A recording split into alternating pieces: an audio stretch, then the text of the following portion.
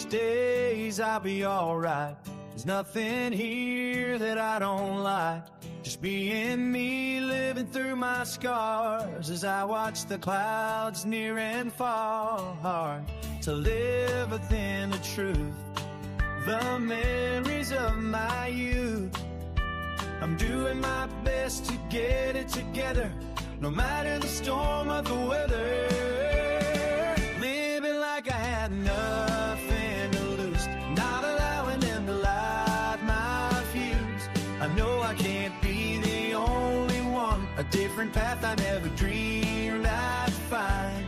It's a beautiful day to start with own mind. Live your best life, I'm not crazy. Stay a while, don't worry about tomorrow. Live for today, one of these days I'll be alright. There's nothing here that I don't like. Just being me, living through my scars as I watch the clouds near and far. Hard to live what's in the truth, the memories of my youth. I'm doing my best to get it together, no matter the storm or the weather. Living like I have nothing to lose, not allowing them to light my fuse. I know I can't be the only one, a different path I never dreamed I'd find. It's a beautiful day to start with on my live your best life. I'm not crazy, stay a while, don't worry about tomorrow. Live for today, one of these days I'll be alright. There's nothing here that I don't like. Just being me, living through my scars as I watch the clouds near and far. To live within the truth, the memories of my youth. I'm doing my best to get it together, no matter the storm or the weather. Living like I have nothing to lose, not allowing them to light my fuse. I know I can't be the only one, a different path I never dreamed I'd find. It's a beautiful day to start with on mine. Live your best life, I'm not crazy. Stay a while, don't worry about tomorrow. Live for today, one of these days I'll be alright. There's nothing here that I don't like. Just me and me, living through my scars as I watch the clouds near and far. To live within the truth, the memories of my youth. I'm doing my best to get it together, no matter the storm or the weather. Living like I have nothing to lose, not allowing them to light my fuse. I know I can't be the only one, a different path I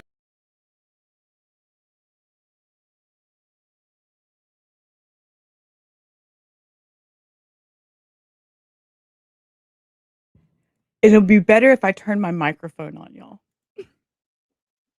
Hey guys, hey, welcome back. As if you haven't been here before, Rubber Ramada Reviews. You are in the Rubber Ramada room where we mix sanity and insanity. And if you're new here, Rubber Ramada is a mental institution, nut house, sane asylum. We can also be a laughing academy. You see that? We can be anything we want to be, okay? But we are not completely crazy. But I found somebody that might fit the bill. Mackenzie Shirilla. This girl, let me tell y'all, I have watched, I have followed from the beginning, and where I thought it was an end, oh no, it has all gone crazy. It has come back. So if you don't know, Mackenzie Shirilla, she's dubbed Hell on Wheels by her presiding judge.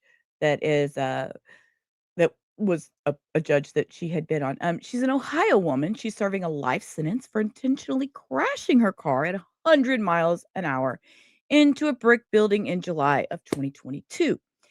It killed her boyfriend and a friend. It was a friend of her boyfriend. Davion was a friend of her boyfriend who had been staying with them not for very long, but he had recently moved in. And anyways, he was in the car also. She was 17 at the time of the incident. She was arrested when she turned 18. She had just turned 18, and she's now 21 as of 2026. And this is from a little suburb of Cleveland called Strongsville. There was 4 counts of murder, 4 counts of felonious assault, 2 counts of aggravated vehicular homicide, and 1 count of drug possession. They did find get out of that. That's mommy's dinner. They did find mushrooms and marijuana, but she was only charged with 1 count of drug possession and 1 count of criminal tool possession of criminal tools, 1 count, which I assume was the car. So the crash happened around 5:30 a.m. on July 31st, 2022. The investigators were able to use the vehicle's black box, the little thingy in there, the ECM, I think it's called ECM, ECU, ECM, something like that. Hectorius watched it with me, and we had a total blast watching it. It was so, so cool. So, let me just greet everybody that's here. We have Amanda's Amanda. We'll call you Amanda. And Journey's here, Mustang, Teresa, and anybody else coming in. Hi. And I thought I had my vertical on too, but maybe I don't. So it's okay. I don't mind. I just want to give y'all a rundown. But anyway, so what happened was they used the black box data and they were able to see that the floor accelerator pressed all the way full throttle, 100%, and didn't let off. And it reached right at 100 miles an hour. And there was no brake applied during that time, of all that. She slammed into the Plid Plidco Plidco Plidco building, I think is what it's called. And the 2 people was Dominic Russo and Davion Flanagan, and, that passed away, and Shirilla survived. So, they're saying that the prosecutor said that it was premeditated and that she was planning to take, Dominic's life, and that it was a toxic and volatile relationship. So, what we have today is I have some of the stuff put together. Let's see. La, la, la, la, la, la. So this, we're gonna start with this. Let's see. Put me over here in the little corner. Um, this is the trailer. This is the trailer for the documentary. So this is a documentary. It came out on Netflix. It's called The Crash. And that's kind of brought everything back to light because it's been very interesting with all this coming out. Now we're at a point where she has with this documentary, it has just brought all kinds of chaos. It shows a first ever prison interview with Mackenzie. This is going to be a little part of it in the trailer. And I wanted to show y'all this. And she's also she applied for appeal. It was denied. We have information about that. And I have, let's see, what else do I have here? Oh, her father. Her father is on leave from work. We'll get more into that. He spoke out today. He went on TMZ and gave an interview on TMZ. So we will review that also. So this is from an excerpt from The Crash. I'm gonna pause just because I don't want to get hit for it. So it's really hard every day in here. I try to wake up and be the best person I could be every day, stay out of be the best person I could be every day. trouble. Stay out of There's trouble. not a moment that doesn't pass where I don't think about them, or I don't feel the pain in my chest that it's still like a void of losing them in. I don't know if they're gonna show this because I didn't watch this yet, because y'all know Rubber Ramada Views, I do things blind here. Hi, well, everybody, welcome in, hanging out in the duck pond with us while we watch the shit, and we just let it roll off our backs because we are that way around here. I don't know if they're gonna show it, but she gets kind of emotional a little bit there, and then she stops, in the actual I don't know who all's seen that documentary yet, but she stops and looks at her lawyer, clean, dry face, normal. Asks questions about how much she can speak or how much she has already said. I was like, "What?" Oh, yes. We're gonna listen to a few of those too, Is Tracy. there any last word that you'd like to say? Oh, he is gonna show it. Okay, this is what okay, you see she's sitting here crying. Oh my god, they are gonna show it, y'all. I can't Oh my god, they're gonna show it, they're gonna show it. Yeah, I mean, we're gonna go through some of the jail calls eventually and everything. We're just gonna kinda start with this as far as where it's gone with, after her dad did this, the crash episode, after her dad did this, kinda went a little sideways for him. What? Is there any last word that you'd like to say? Did I touch on that? Okay, so everything is like you think. I don't want to force anything and just say too What is this girl doing? What is she doing? much or sound crazy. You don't wanna sound crazy. She doesn't wanna sound crazy. Ha there's not much more you could say. Oh my gosh. Yes, so if you have not watched The Crash on Netflix, it is a must watch. Much watch. Must watch. So, so, but in the meantime I'm gonna put me the back so y'all can see the whole thing here. So, she did an appeal. She had an appeal out, remember? It was denied after it was filed 1 day late. 1 day late. Oh, well, thank you, Amanda. Thank you. Thank you. Yeah. I generally go live at 4:30, but, I did the trial today. Here, I'll put me back up here so I can talk to you. I did the trial today, and we kinda had a short end of the dismissed trial, so, we came back live again tonight, so here I am. And I don't know why that thing is blinking, and I don't like that. So and thank you, Cindy, for putting in the trigger warning. Okay, so it says here, teenage sentenced to prison, which she wasn't well, I guess she was because she was 18. Teenager sentenced to prison won't be getting an appeal after her attorney filed paperwork too late. Ohio's 8th District Court of Appeals upheld the trial court decision denying Mackenzie Shirilla's appeal, saying it was filed 1 day after the 365-day jurisdictional deadline. Shirilla was 17 when she intentionally caused a car crash that killed her boyfriend and his friend in July of 2022. Video shows Shirilla racing down the street. We're gonna go through all these videos and stuff eventually. We're just gonna deep dive this stuff. Reaching speeds of 100 miles an hour before she hit a brick building, killing the 2 passengers in her car. She was convicted of 4 counts of murder, 4 counts of felonious assault. Okay, we already went over it. And, she was, 15 years to life.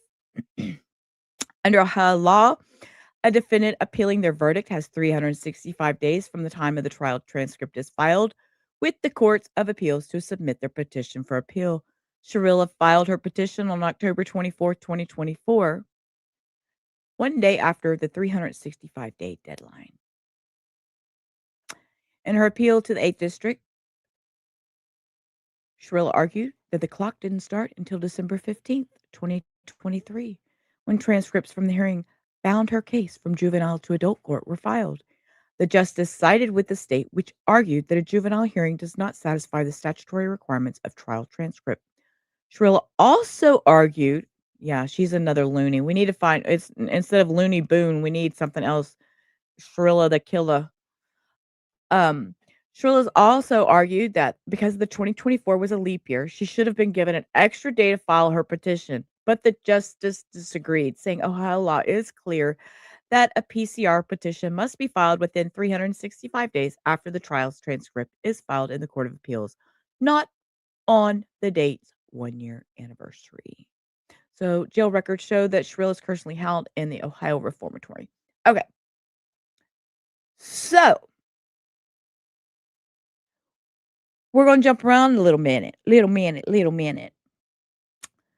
So this is Dominic's sister, okay? Well, here, no, let's wait on that. What happened to where did the dad stuff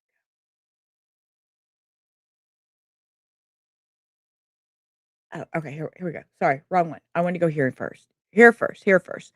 So her dad, so let me put me back up here so I can talk to y'all. So her dad is on administrative leave after he did his Netflix documentary, after it was released, I mean. So he said some things in here that was quite interesting. He talked about weed smoking, which I found was really odd. He also wore a shirt. Let me open it. I put it somewhere. Hang on. Because I know that let's see.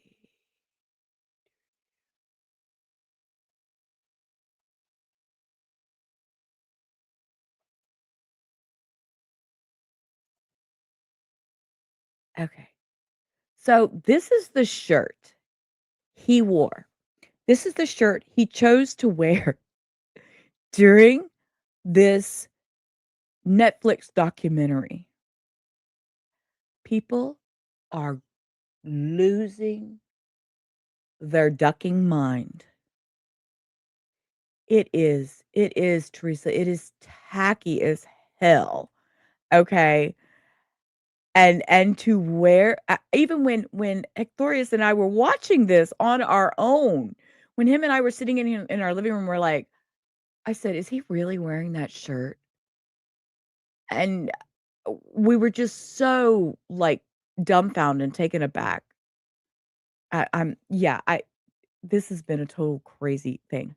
You're not sure that she'll ever believe that the rules apply to her. Apparently, her parents yeah, her parents have r just easily stated she is a spoiled child. They give her everything. I mean, "Hey, Ruth Ann, it's been a while since I've seen you. Hi, how are you?" Yeah, the shirt is crazy. It's tacky. Y'all are all right. You're all spot on. So, okay, so we're gonna go back over here. So this is a news interview. This was 2 days ago. This tells us about it, and then today there was a release on TMZ. He spoke to TMZ. We're gonna listen to what he had to say to TMZ. A new Netflix documentary revisits the deadly Strongsville crash. Now Mackenzie Shirilla's father is on administrative leave from his job as a teacher. Vasi Prokos spoke with him on why he's on leave. I went to the Shirilla family home and talked with Mackenzie Shirilla's father, Steve. Off camera, he confirmed with me that he has been placed on administrative leave from Mary Queen of Peace School regarding comments that he made in a new Netflix documentary called The Crash. Turn the camera off, we'll talk. That was my conversation with Steve Shirilla when I walked up to his door. Steve Shirilla says he's been placed on administrative leave from his job at Mary Queen of Peace School. We're gonna do some of those jail calls, Cindy. They will I mean, even there's even more coming out day by I mean, I saw 2 more come out today. I saw Plunder put 2 out today. They are just this is something I would love to go down the rabbit hole, and if y'all are willing to go with me, we can do this for a few days. You get the impression he was trying to look cool to younger people with the whole outfit. Like, I'm the cool dad that lets you smoke weed and live with your boyfriend. And I dress like a skater boy. You're right. You're right. And I'm the cool teacher too, though. Right. Right. But how cool is that teacher now? Hey, Edith. Good evening. How are you? Okay. So I moved the closed captions, put them back on. So School in Cleveland. Following the documentary's release, the school's website lists him as an art and digital media teacher. He told me he's upset with the documentary and the way it was edited, saying more of what he said was left out. The school sent an email to parents saying it is investigating allegations on social media. But I want to read it all, y'all. I want to read it all. Okay, I'm The gonna get school sent an email. Okay, it says we are investigating allegations made on social media that one of our teachers has demonstrated poor judgment. Okay, y'all. Rubber moderate reviews. Keep in mind, we do this blindly. I pull up shit and we watch it together. You get live raw reactions. Enjoy. Whoo. teachers has demonstrated poor judgment. Upon learning the allegations, the school acted immediately and placed the teacher on administrative leave. The investigation is ongoing. We want every parent and family to know that the safety, well-being, and trust of our students remains among our highest priorities. We take all students' concerns seriously and are committed to responding promptly and responsibly whenever concerns are brought forward. And we can't read the rest, but holy hell. Yeah, I think it was, I said holy hell when I was fixing to read Cindy's comment. Yes, it was a Catholic school, I think. Okay. To parents saying it is investigating allegations on social media that a teacher demonstrated poor judgment and that the teacher was Absolutely. placed on administrative leave while the investigation continues. The school said student safety and trust remain a top priority, but noted it is limited in what it can share during an active personnel investigation. Back in 2023, a Cuyahoga County judge found Mackenzie Shirilla guilty on multiple charges, including murder and aggravated vehicular homicide. She was sentenced to life in prison with eligibility for parole after 15 years. Steve Shirilla also told 19 News he believes his daughter. And it's funny, and let me tell y'all too. Y'all know Actorius is not like true crime nerd like me, okay? He doesn't like dig this shit the way I do, but he does watch it with me, okay? And the first thing he asked me was, "Why only 15? Why didn't she get 15 for each?" I said, "Welcome to true crime, baby. Welcome to true crime." Daughter's innocent and that there's more to the story. A parent of a student at the school who asked to remain anonymous says students loved and respected Mr. Shirilla as a teacher, but the renewed attention is bringing unwanted focus to the school and its kids. The quote goes on to say, "As a parent, I can understand the want to support and protect your daughter. However, I do think the way a lot of this was handled by the parents wasn't tasteful, and some of the light that Mr. Yeah, you see this, Cindy? Mary Queen of Peace School from an anonymous parent. Shirilla has been in due to this case, and the documentary draws a negative light to our school and is drawing a scary amount of attention to our kids." That parent says the administrative leave is not related to anything Steve Shirilla did at the school, but rather the backlash and attention surrounding the case in the documentary. 19 News has reached out to the school for comment, but we are still waiting to hear back. In Cleveland, Vasi Pro. So this is interesting. Hey, Vibe, how you doing, hun? You know the case inside and out, huh? Yeah, I've been following it, and I do have there is other videos. I will link this to the other video in the description to where there'll be I'll put them in I'll make a playlist of all my Mackenzie Shirilla stuff. But I've done a stream on it before. Um at I think it was at the end of the trial. So this is it's not new to me, but I do find it interesting and I like doing things blind. So how you doing, Vibe? I hope you're having a wonderful evening. We're doing Mackenzie Shirilla. I keep calling her Shirilla. Uh, I want to put a K in there, Skrilla, but I know it's not, and I don't know why I want to do that. Okay, so let's flip over here, and we are going to watch the interview on TMZ with the dad. So let's see what he's got to say here. There is a lot about marijuana, that your daughter had used marijuana and that you, at least the way it was portrayed, didn't have a problem. And it seems that this and that it may have contributed to the crash. So stop. You know what, girl, that hibbity jibbity gibberish stuff. Okay, see, because I also see I'm a Jumpsuit Pablo fan too. Secret on the down low. Yeah, so I've watched, a lot of the phone calls from prison stuff and all that. And like I said, I think we're gonna do some of those on my own for my own reactions. I did watch a bunch of Jumpsuit Pablo stuff and I was like, oh my God. And then I got into y'all, I'm such a nerd. I got down into the Discord looking at it like they're doing not the Discord, Reddit. On Reddit, they were doing the translation, trying to figure out what this gibberty, schmibberty, whatever the hooba booba, what they were saying. They were figuring it out. And I'm like, oh my God, this is like the best pig Latin I have ever heard in my life. Absolutely. But honestly, when I seen case one and I seen the word gypsy, my mind fucking went to Gypsy Rose Blanchard. I total squirreled for a moment there. You didn't mean gypsy as in gypsy. You meant gypsy language. You can't get into I like Jumpsuit. Well, I enjoy his content. I enjoy his content. I don't like the sensationalizing things sometimes, but he does have good content. So no, it's not. No, it's yeah, it's some kind of it's I keep saying pig Latin because that's the only thing I can relate it to from my childhood. So okay, let's see what her dad has to say here because let's back this A up. minute. Okay. Steve, in the documentary, there is a lot about marijuana, that your daughter had used marijuana and that you, at least the way it was portrayed, didn't have a problem. Yeah, And it seems that Teresa, that I I don't like being political. So yeah, that this could, and that it may have contributed to the crash.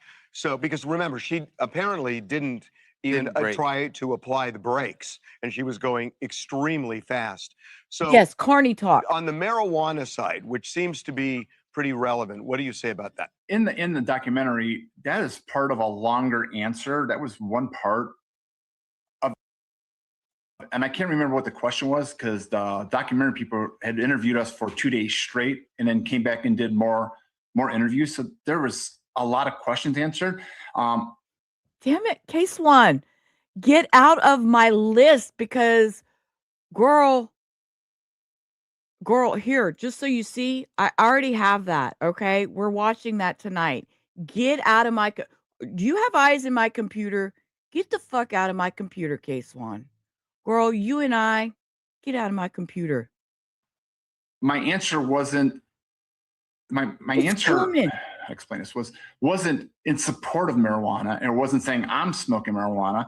What I was saying is that who am I to say who can smoke and who can't smoke? Now, I never allowed my daughter to smoke marijuana. How was I stopping her? You know, she was. I couldn't lock her up in her room. I don't. I'm not quite sure where there's a problem with what I said. It was never, hey, everybody go smoke marijuana. Hey, you should, you know, it's, I don't understand why the documentary felt the need to put that in there. Because you said it. It was quite interesting, sir. I mean, for us to be sitting here, yes, his eyes are so shifty. For us to be sitting here having to have a discussion about the fact that you have spoiled your daughter so much, she doesn't want to take accountability for taking the 2 lives of a friend and her boyfriend. I'm sorry, I have a problem. And okay, let him talk. Sheila. Yes, he has shifty eyes. Yes, shifty eyes. I don't know what the relevance was to my daughter in this accident she was in. Right. Also, there was marijuana and there was mushrooms. We all know that from videos. Well, we don't all know that. I know that because I've already seen the videos. When they in the crime scene videos where they were, for anybody new here, we're going to go through some of this. So, I'm going to step it back a minute. But just for y'all's knowledge, there was marijuana and there was mushrooms found in a backpack at the scene. So, it is a pertinent conversation to this situation. Yes, and the witchcraft with his family. I seen that. Him and oh my God. Okay. And there's a part in this documentary where they have this man that they're interviewing right now and Mackenzie sitting on the ground. They videotaped him sitting there. This was I couldn't believe it. And Hectorius was just as dumbfounded. He's sitting there doing witchcraft, letting it spell out the word love. And they're actually recording this video. Mackenzie's sitting on the ground with braces, things. And I'm like, what are we even doing? Well, this voodoo shit, y'all need to calm down. And yeah, carny language. We should also say that, and this is made clear in the documentary, that at the time of the crash, they didn't find any evidence of marijuana or any other drugs in her system. They weren't in her system. Yes, when the toxicology came out, they were not in her system, but they were at the scene. That's why it was relevant. And all the videos that came out of her just sitting there smoking on the biggest, fattest, man, I don't even make them that fat, but come on, That's not necessarily true. They found some traces of marijuana in her system. There was 3 markers for it, and 2 of the markers were inactive, and the third one could have said OMVI. That's in the detective notes, or that was in the discovery that we saw. And when we found out that they did not want to charge her with OMVI, they wanted to charge her with murder. So there was some marijuana in her system. Okay. Now, their expert, And just in case you don't understand, he is saying OMVI, which is operate motor vehicle under the influence. So their expert said that you couldn't if I'm not prove mistaken. OMVI with it. So I don't know what the truth is, but she did have some marijuana in her Operator, system. Can we go motor back vehicle. to something you said earlier, which is, who am I to Intoxicate, say something. what my daughter can and can't smoke? But she was 17 years old at the time. And so there are a lot of people who are. Have you ever smoked I have. when yeah. you were younger? Yeah. I'm not with my daughter all the time. All I can do is tell my daughter, don't do it. Don't do this. But I had no you? idea. You may have. I'm just curious. Did you actually tell her that? Did you have talks with her about it? Yes, I've told her many times. Okay. Now I had no idea she was smoking in the car like that from the videos. That was new to me. You hear that? Smoking in the car like that in the videos, that was new to me. So obviously you weren't paying that close of attention. I mean, I know what my child's social media is, and I won't tell you, she's in her mid-30s. Hannah, I know you're not here, but don't announce your age. Hannah and Muffins are the same age. But yeah, she's in her 30s. Let's just say that. And anything she posts on social media, I fucking see. I'm a nosy mom. Bitch, I've been watching her social media since she got social media in the early 2000s. So no. I understand. I knew she did it, but I couldn't stop her. What am I supposed to do? Am I supposed to lock her up in a room? All I can do is teach her, don't do this. You're going to get in trouble, or this is going to happen, or something. That's all I can do. Okay, and I'm gonna tell y'all, when we listen to, oh my God, listening to this raw is just killing me because I got so many things. When we get into listening to some of the phone calls and stuff, they have spoiled her and done everything for her and treated her with kid gloves like she has done nothing wrong. Nothing. Just like a princess on a pedestal that there ain't no pee under her mattress. Let me tell you. Princess and the Pea, by the way, is a old wives' fairy tale. In case you don't know and you're too young. Yeah, don't get caught. So, I'm curious, Steve. This case obviously got a lot of attention at the time. Her trial did, and I'm sure you were speaking out in her defense at that point.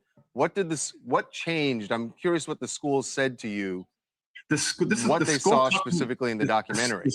The school said that the diocese. My understanding is it came from the diocese.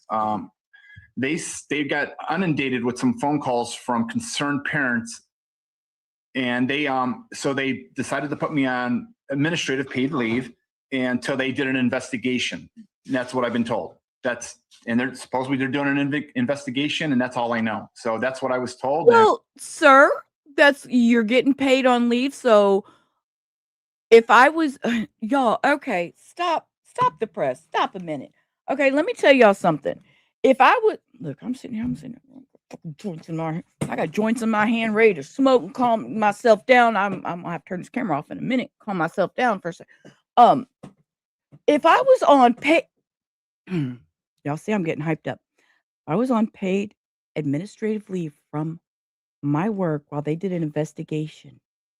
You sure as shit would not find me on TMZ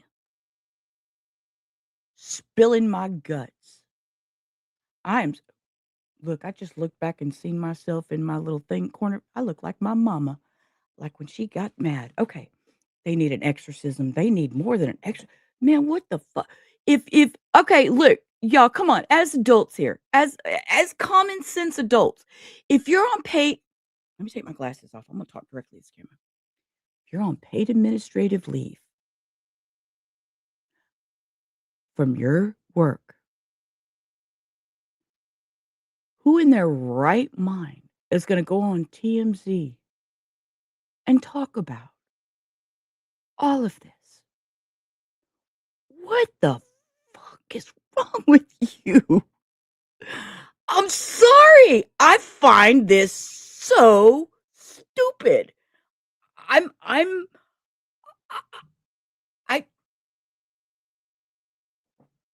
okay. Okay.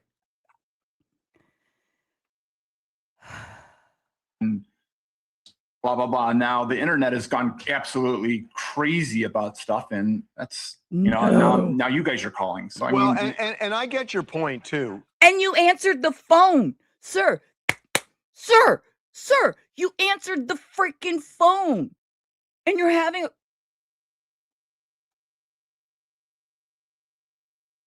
and they're supposedly they're doing an investigation, and that's all I know. So that's what I was told, and blah blah blah. Now the internet has gone absolutely crazy about stuff, and that's now you guys are calling. So Well, I mean, and I get your point too, that you Right, cannot Cindy. stop a 17-year-old who wants to get marijuana from smoking it. But the one thing you could do, and maybe I'm not reading this right, so you tell me, Okay. is make it so she can't drive a car. Take the keys away. Don't allow her to drive. What about that?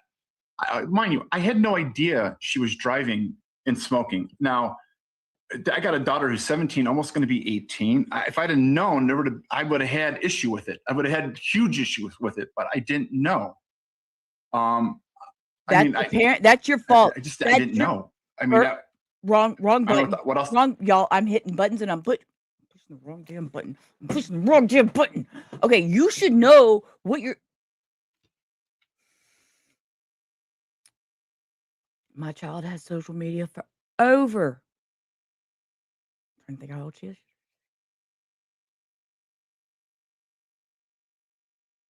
Over 25 years, my child has had social media. I've never not followed her. I've never not looked at what she is doing. I am so sorry. I'm really, I don't. I got a daughter who's 17, almost going to be 18. If I'd have known, I would have had issue with it. I would have had huge issues with it, but I didn't know. Well, that's lousy I didn't parenting, know. in my opinion. I don't know what else to tell you. So I'm curious, when the school says that they're going an investigation, yes, I would imagine, I hope that they're going to the speak to body you at some language. point. Is this about your parenting, or is this about your defending your daughter? I have no idea. They have not spoke to me. I've called the diocese asking for. I asked to have a conversation, but in theory, I would hope they would support me like I've supported that school for the past 7 years. I mean, I don't know why they didn't speak to me first or bring me in and have a conversation with me. I mean, that's their decision. I mean, all I am is one of their teachers, Oh, did they do it by text message? Sir, tell me they did it by text message. Make my day. I will crack the duck up. We will lose our shit in this place. I will pull out all my duckies. We will break the heads. If he says they contacted him through social media and texted him or sent him an email and told him instead of calling him, y'all, I have no idea. You have to talk to the diocese for that kind of answer. So this is clearly You think, Cindy? Not just the events and the prosecution of your daughter, but the documentary itself. It just must have turned your life upside down. I think it's more what I said about the marijuana. I think that's where it's going. I've seen a lot online that I'm saying they're going, okay, it's okay to smoke marijuana. You can go smoke marijuana. And I smoke marijuana. if the diocese wants to test me every day, they can test me and I won't have any marijuana in my system. I can promise you that. Do you think that there was, when you watched back the documentary, you said that you sat for 2 days Really? with the producers. Teresa. I'm sure there was a lot that was said. How do you feel about did you watch the final product? I Was I it a wish fair there was depiction of what more- you said? I did. Well, I did say what I said, but I don't. I think a lot of stuff is taken out of context, and we had a lot to say about what we think Mackenzie's innocence is in this, and that made me sound. There's more to it than just the 4 or 5, 6 sound bites they had of us. Unfortunately, we had no editing, or we didn't have any of the control of the editing. They did what they saw fit. This is their product. They were very upfront with us when they spoke to us. And Right. am I completely happy with how it came out? There's some things I like, and there's some things I don't like. I mean, and we've gotten a lot of support for her and her innocence in this. Well, just real quickly, this is hard to do quickly, but when you say her innocence, explain that, because to most people, she was behind the wheel And there was no breaking. Well, yeah, she Okay, so I'm assuming what's going to go on is he's going to tell y'all that she has POTS. And I will tell y'all what POTS is, just so I don't want anything misconstrued here. Because I don't want to say it wrong. Okay. It is characterized by an excessive rapid increase in heart rate upon standing, often causing dizziness, fainting, and fatigue without a significant drop in blood pressure. That is just the basic thing. I mean, that's just the basic what it tells you if you Google it. Okay. So it's, I knew that was coming. Hang on.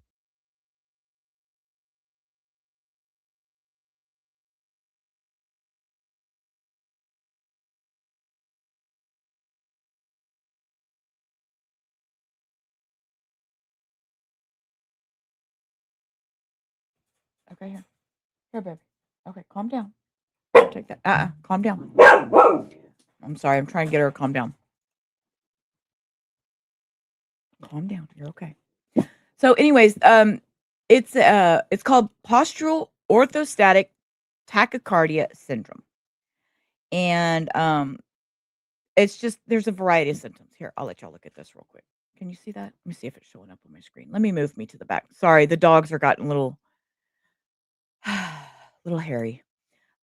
So symptoms include the following: dizziness, lightheaded upon standing or during prolonged periods of standing in one position, fainting, near fainting, forgetfulness, difficulty concentrating, brain fog, brain fog, heart palpitations, rapid heart rate, fatigue, exhaustion, feelings of nervousness. Anyways, there's a lot: chest pains, headaches, nausea, bloating. They may exacerbate in specific situations: exposure to warm environments such as a hot bath, shower, a hot day, frequent standing, like waiting in line or shopping, engaging in strenuous exercise, illness such as a cold infection, or having your period. So it's not something that you're easily diagnosed with. Okay. And so what has happened is they have decided that this POTS syndrome, she has this POTS syndrome now, and she may have had it, but I'm not aware. And I may be wrong. I'm gonna have to look it up, but there's no medical diagnosis anywhere for this that she was diagnosed until anything recent. I don't think. I'm gonna have to look into that. I don't want to put out false information. Really? Really, Cindy? Orange rose. Oh my god. No, it's called POTS. You're fucking killing me. My shoulder hurts. You're killing me. Anyway, so they're saying that she had POTS and that's what caused this. Well, everybody's saying with POTS, your body goes limp. So you're not going to automatically press down on the accelerator at 100% uh, for whatever it was, 5 seconds or whatever it was, and slam into a wall. Not likely at all. So everybody's debunking that. We will get to a point too. Dominic's sister has a podcast, and her and Davion's sister did a live stream together, and I watched a little bit of it, found it very interesting. We're going to go over that too. So there's a lady in the UK with POTS, and she's not allowed to drive. I know, and see, and that's what I'm saying is that if with POTS they're not allowed to drive or have a driver's license, like Cindy's nephew or grandson, I'm sorry, you know, if she had POTS and if it was known, it was medically diagnosed, why does she have a driver's license that's driving around and it all being no problem, no, you know, and then she's also, actively, visually using drugs, driving with this. And it's just like, it's more,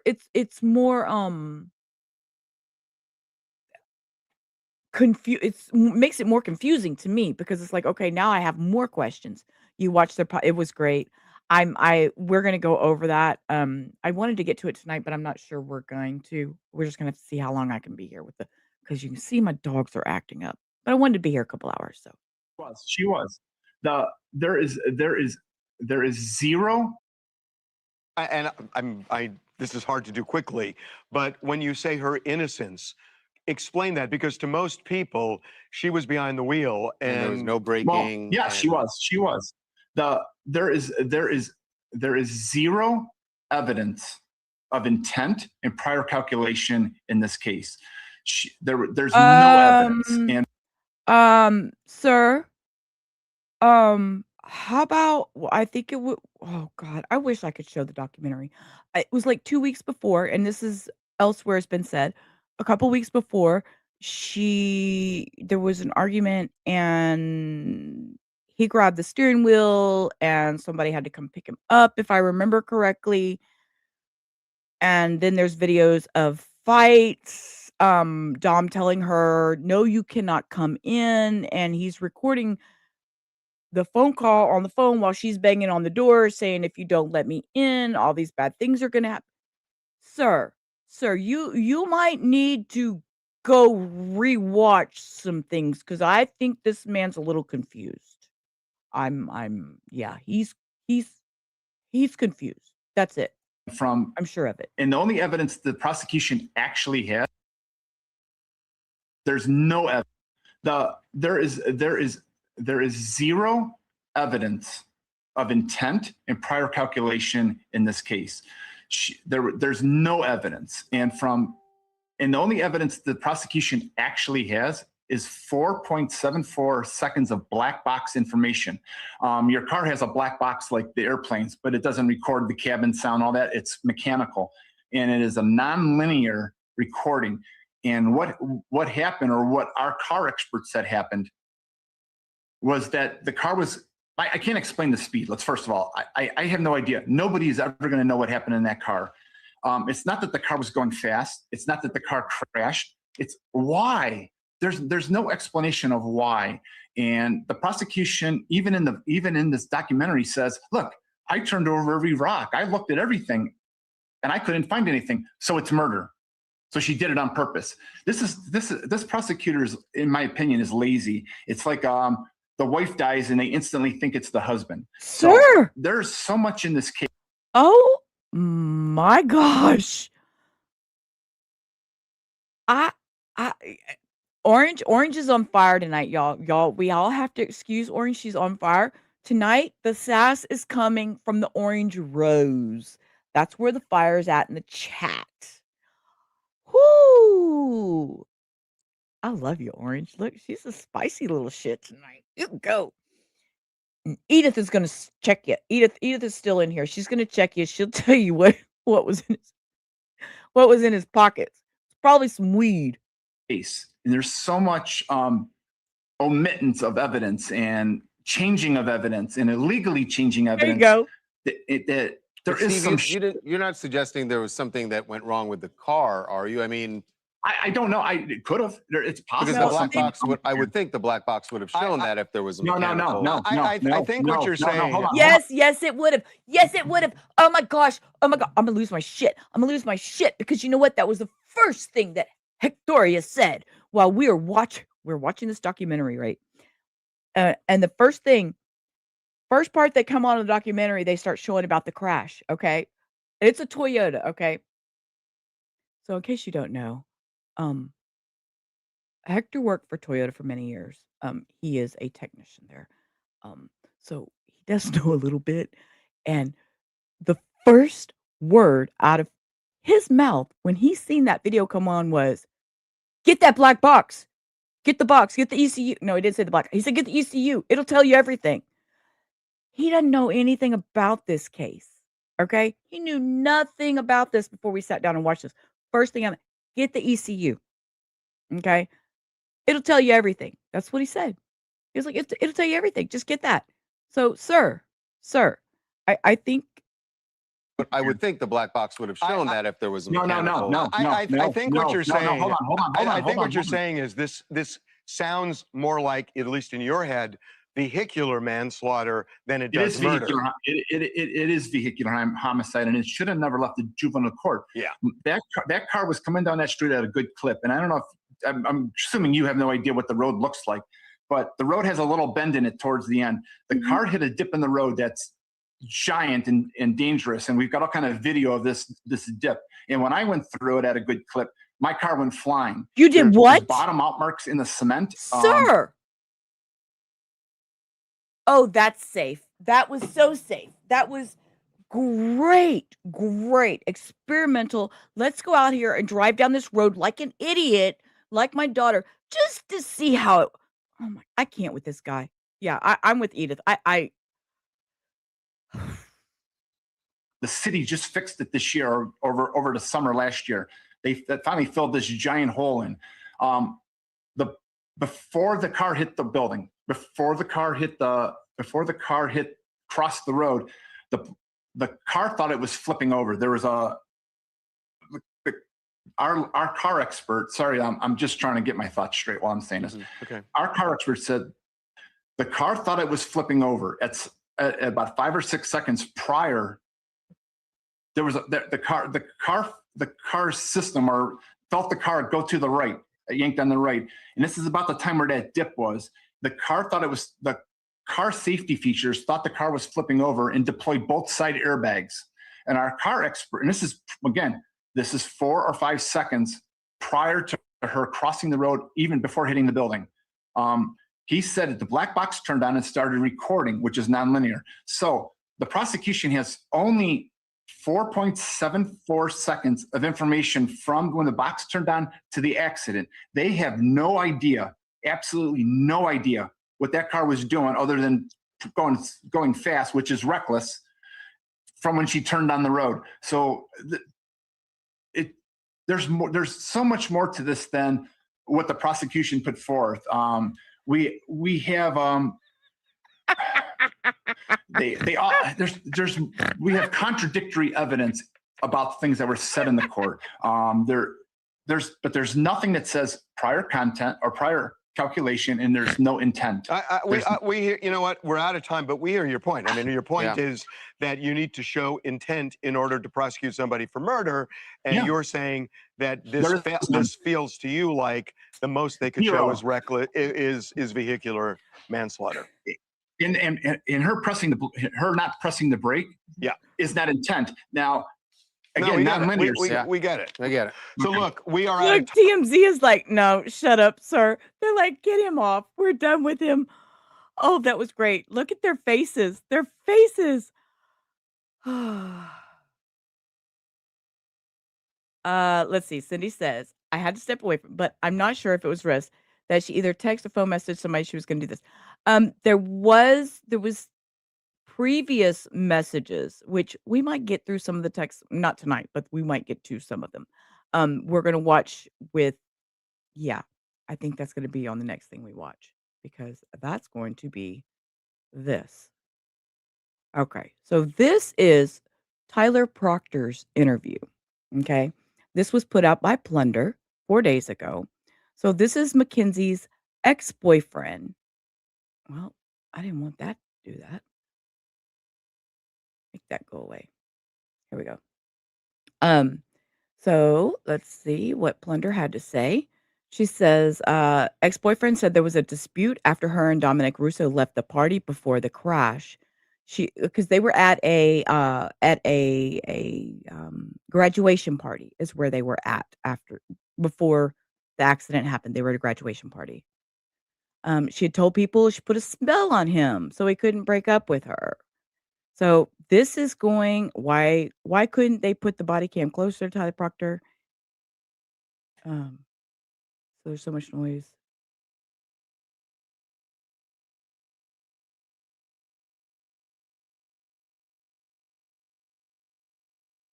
So it's hard to hear. So I think that's what she's trying to do is transcribe it here. Okay.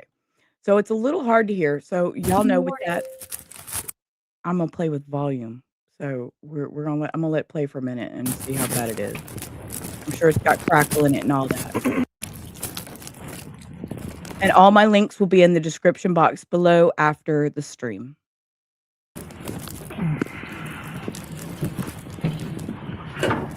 Want the door open or closed? That's fine. All right. So we got a few questions for you. Okay, I'm gonna play with the volume for a minute.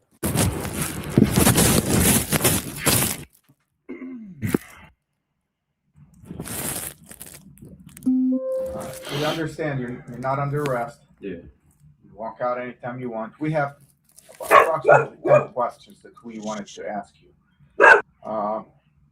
First thing is, how long have you known Mackenzie?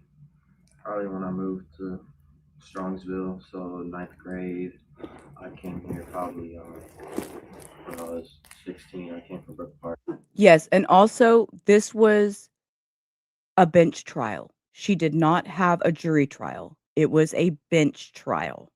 So you think the judge had her pegged from the start. Clearly, she's entitled chaos muppet. And the worst part is she still ain't taking no accountability. Y'all, I love that puffy coat. If I was up somewhere north, I'd want a big old puffy coat like that. In Texas, you don't want none of that. So how old are you now? Okay, so this was her boyfriend when she was 16. Or he came when he was 16. 16. I came from Brook Park. So how old are you now? 18. Actually, I was probably 15 when I came here. So 15? Yeah. So 2 years ago? Yeah. And so how long were you guys in a relationship, you and her? Well, we were all friends in a friend group at first, and Joey dated her first before I came to Strongsville, and then I ended up dating her for a little bit, like. Okay, I'm sorry. Joey was dating her first. We were all I don't mean to dissect so much, but he said Joey was dating her first. We were all in a little friends group. What is I'm sorry. I have a problem, right? All friends in a friend group at first, and Joey dated her first before I came to Strongsville, and then I ended up dating her for a little bit, like probably over the summer. I was Case only dating her 1-1. for probably like a month and a half or like 2 months. There. And then You won the duck. me and Dom found out that she was like I she was trying not cheating to on say us that. basically, but it wasn't like anything official, so it wasn't no hard feelings like with whatever happened. I just kind of was like, Cindy. after me and Dom found out about that, we didn't have no problems with each other and nothing, but it was kind of like. So I was talking. So let me back that up. She was cheating on them. Okay, hold up. See, I was talking. Sheila, shut up and let him talk. They were talking. They were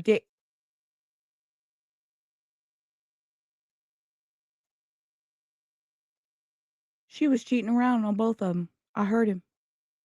I ended up dating her for a little bit, like probably over the summer. I was only dating her for probably like a month and a half or like 2 months, and then me and Dom found out that she was cheating on us basically, but it wasn't like anything official, so it wasn't no hard feelings like with whatever happened. I just kind of was like, after me and Dom found out about that, we didn't have no problems with each other and nothing, but it was kind of like, Let's be best buds. Let's all screw the same girl. tell Dom, and Dom would ask her like, "Are you leading him on?" and stuff like that, and she would just lie to him. And then that's basically it with that. I don't know for like 2 months, and then after that, like they were on and off, and I kept on talking to her still while they were on and off because we were all still in the friend group and stuff. So, and then we kind of just like stopped being intimate, you know what I'm saying? We were just friends. Around when she turned 16, I think. She turned. Because I would let her He get said it. intimate with her family and stuff like that. And then after that, she had a party with her Kalahari. All of us went, like Dom, me, AJ, Joey, Amory, Megan, Natalie, and Kenzie. And that was probably like when we stopped being intimate, was around her birthday. And after we went to Kalahari, and then it was just her and Dom after that. Can you explain what you mean by intimate? Just like kissing or hugging or just like anything that like would happen in a relationship, you know what I mean? Did you ever, were you physically? I've seen those sexually- memes, Edith. No, we never had sex, but we would make out. That was Who's Joey? Joey Probes.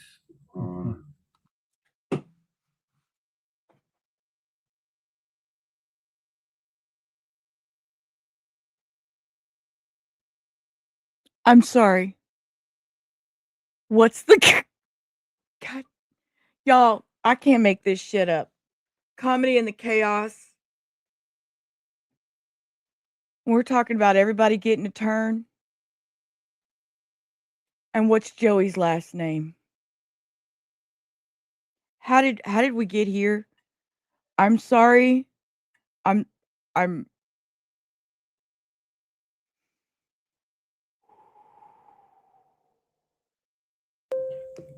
Who's Joey? Joey Probes. He dated her. He's like one of my best friends, but he dated her. I know before I came to Strongsville for a little bit. I don't know. Okay. She was younger than 15. Yeah. Okay. So you said month and a half to 2 months over summer. Which summer? This past summer? Oh no, it was like freshman summer. Freshman summer? Yeah, it was like after freshman year was over. Okay.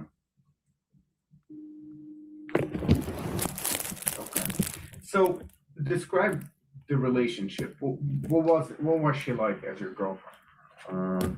I mean, like, she's kind of just like how you would explain any girls, really, you know what I'm saying? Like, they're all over the place in some ways, and like, they don't know what they want. And I remember she would say stuff like towards the crazy side. I remember conversations with her when she couldn't like decide what she wanted, like between me and Dom, kind of. She would be like, she's like, "Oh, I love Dom so much, this and that, but like he's mad at me for all of this." And I'm just like, "Well, yeah, like why wouldn't he be like, you need to like just go stay with Dom because I'm not gonna be with you no more after this." Like, Are you kidding me? Oh, they're so bad tonight. This is the rubber late night. Rubber late night. Hey, oh God, my shoulder's still messed up. Rubber late night. Rubber. We're being bad. We're having a bad night. We're being bad. It's okay. Carry on, Mr. Bean. I'm cool with just keeping the friend group as friends because I don't want to mess up the friend group. I was like, Can you imagine that? Not wanting to mess up the friend group. So just remain friends and just say it's all cool. It's all cool that everybody's taking a turn. Even Mr. Probes took a turn at the doorknob, and good Lord, y'all, we're gonna be so bad. Oy vey. mad at me for all of this, and I'm just like, well, yeah, like why wouldn't he be like, you need to like just. And you got a go wrench stay with case Dom one. because I'm not gonna be with you no more after this. Like, I'm cool with just keeping the friend group as friends because I don't want to mess up the friend group. I was like, I don't got no problems with you or anything like that. We can all still be friends. But like, you need to go talk to Dom about like your personal issues and stuff because that's your relationship with him. Like, and she would tell me like how she, because we all obviously smoked weed, but she would say stuff like, I don't even get high anymore, stuff like that, because how much she smokes. she would just say stuff like that, and she'd be like, I'm so like going through all this stuff and things like that, and I was basically like I didn't really have much with her relationship wise because we didn't date that long, but like friend wise, like she was crazy. Like our group chat, there was some days like we would all be getting ready for school, and she would be sitting there spam calling the group chat to the point where like we can't pick it up to even like answer because she's just calling and declining and calling and declining. And then we finally do pick it up, and it was something as small as I can't figure out what I need to wear to school. It's like, why are you blowing up the phones? All of She was us, like, it needy. was everyone. She was needy, obviously. Her parents gave her everything, but she was still needy. Look at this. This is crazy. I'm gonna eat my French fries while I'm listening. That went to I'll turn my California that was in camera off. that group chat. So it's like, why are you blowing us all up just over something as little as you can't figure out what you're trying to wear to school? Like, she would be like just. She like mentally just not all there. I mean, Yeah, I don't think she's just mentally all there. Like, I personally feel like she was trying to kill herself in that crash, and she Oh, failed on doing so. Is what I feel like, and I feel like she had no regard for Davion, and I feel like they got in an argument, her and Dom, and she threatened to kill him. Had she ever threatened that before? She hasn't ever threatened to hurt anyone, but she's threatened probably like she hasn't like physically said like I'm gonna kill myself, but she's like, you know what I'm saying, like made it to the point where Alluded to it? yeah, you know what I'm saying, like where she's just like I hate life, like shit like that, and like but we were all obviously like there her still trying to be friends with her and stuff like that. But our friend group probably fell out with Kenzie around like after 10th grade. And that's kind of when like all of us stopped being friends with just her. We were all cool with Dom still. Just because she's so like crazy. She'll blow everyone's phone up. She's all over the place with everything. And then she's just in general like kind of a shady person. She's like a snake. Like she'll go and talk shit to everyone about everyone. imagine. This was your friend. This was your friend. You dated this one. This was your friend, ma'am. And then like He has a lot to you say. know what I'm saying? She'll go talk shit about me to someone else, and then she'll go talk shit about to that person to me. You know what I'm saying? But she would do it with everyone. She went through multiple friend groups because There you of go, the type of Cindy. person she was. Like she doesn't have no regard for other people. did you guys ever fight when you were dating? No, I mean like Like argue? no, not for real. Nothing. No, because I didn't really like care like that. Like I don't even think that it got to a point with me and her like that. But like I've said things about her since like we were friends to other people, and maybe she's heard about it. But like I said again, I don't have no actual problems with her. I wouldn't go up to her and be like Yes, like I love that. Kathy. Even after 10th grade, I was dating this girl Haley, and we all went to Cedar Point. Me, Dom, Kenzie, Low. Haley. You know what I'm saying? I never had a problem with Dom or Kenzie even after all of that stuff. Because we went to Cedar Point with us four probably in like 11th grade. And I remember we were at Cedar Point, and we were all about to get on the ride, and Dom was on a phone call, and she couldn't just wait for him to get off the phone call. And she was like, "You get on this ride now," or like she was sitting again. She's like, "I can't right now." And I was like, "Do you want us to just wait for him to get off the phone?" She's like, "No, you guys can just go." And then we go on the ride and we come back, and she like kicked Dom away from us to where it was just me, Haley, and Kenzie. And she was just like, I'm about to break up with him and just like she was just saying stuff like that. And then like I texted Dom and I'm like, yo, you trying to go on a couple rides or something like that? Like, where you at? I'll come link up with you and they can just do whatever they're trying to do. Like, so because she was sitting there, she's always threatened and was disrespectful to Dom in my eyes. Why did Dom put up with this? Do you know? I've personally been told that she did voodoo on him. I mean, I personally don't. Y'all are believe cracking that, me up. She told people that she's put a spell Here, on him. So here's the that stop. Y'all are cracking me up. I'm sorry. Here's the voodoo thing. Ah, I'm loving this late night. That coffee went down the wrong way, and you got me reading that chat. Whew. Right? We need some voodoo ducks. We need some voodoo ducks. I did find a crystal duck, and I'm gonna order it. It's gonna be my crystal ball. Like last night, I was predicting the future, so I found a crystal duck, and I'm gonna have it where I can predict the future in my crystal duck. I've already put it in my Amazon cart. No.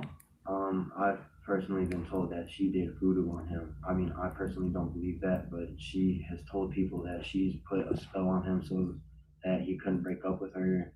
And she would tell people that she had like grabbed a piece of his hair and that she had a doll in her room for Dom and that she had literally put a spell on him, but she would tell everyone. And, like, she truly believed in that kind of stuff. She also uses the pendulum. I know Yes, the too, pendulum. to try to get in. The pendulum thing.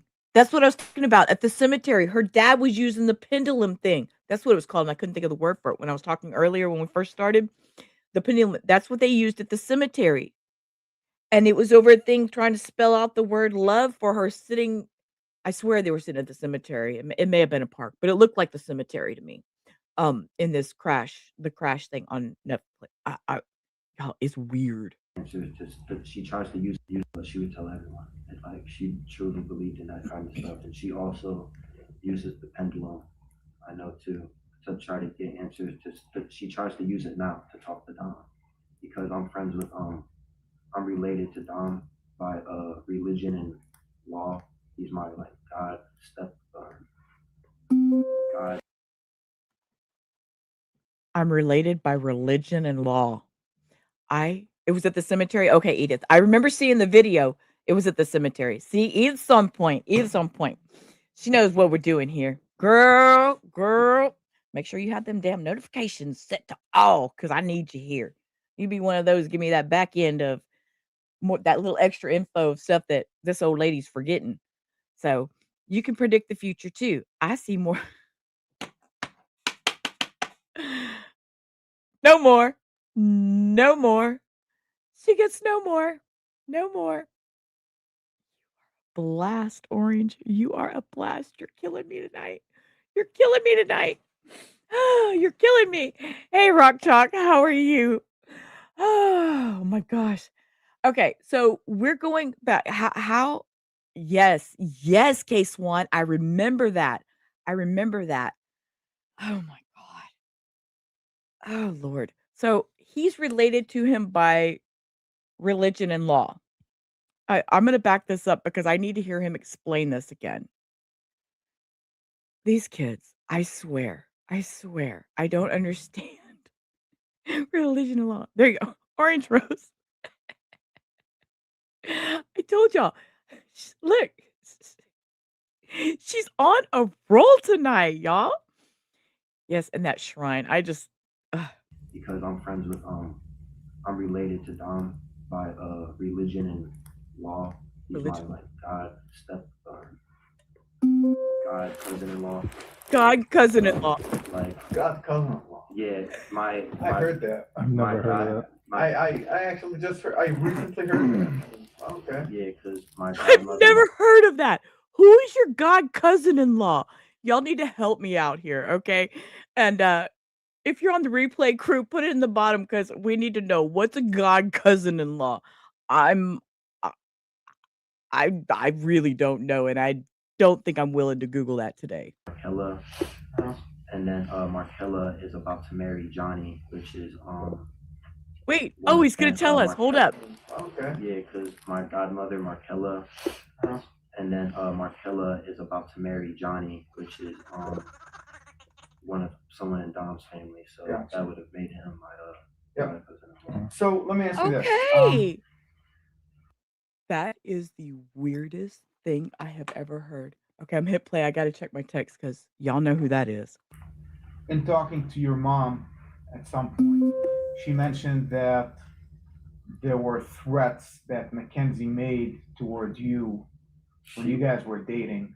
I honestly don't know why my mom ended up going to the police station because Actually, y'all don't know who that is. I know who I that understand is. why, because she's related to Dom and them, but Thank you, Cindy. you know, I would have I'm gonna add it. came to you guys myself and told you my story instead of her trying to get whatever she got out of it. Because when I talked to her, it was the day that they died. So like anything that I talked about out of emotions or something. Out of emotions. Yeah, But did you mention anything to her about? Thank you, Rock Chalk. Got somebody to Google it. The spouse of your godparents' child. Look.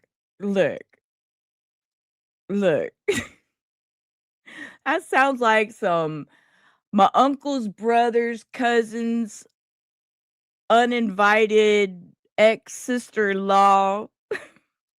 She is. I've mentioned that she's starting down, but not. It does, Have Teresa. you ever heard I Mackenzie think that's why they were down? saying it was. I think that's why when Plunders did this, she had put that it was hard and did the kind of transcript the best she could. Yeah, I mean, at the like I said, like I see her point. She was threatening him to like leave him there and stuff like that.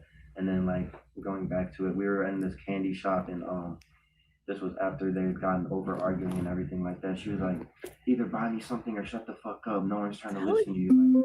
Like, she just basically like used them to force money almost. And on her TikTok and stuff, Dom would always buy her designer and she would always post on her TikTok as if she bought the designer. And she would be like calling out other people, trying to call them broke with her stuff and stuff like that. What? So Dom wasn't buying her all that stuff. She was buying it and saying he was buying it for her? No, wait. I got that confused. I got that backwards. He was buying it for her, but she was saying she was getting it for herself? Let's rewind. She used him to force. Okay.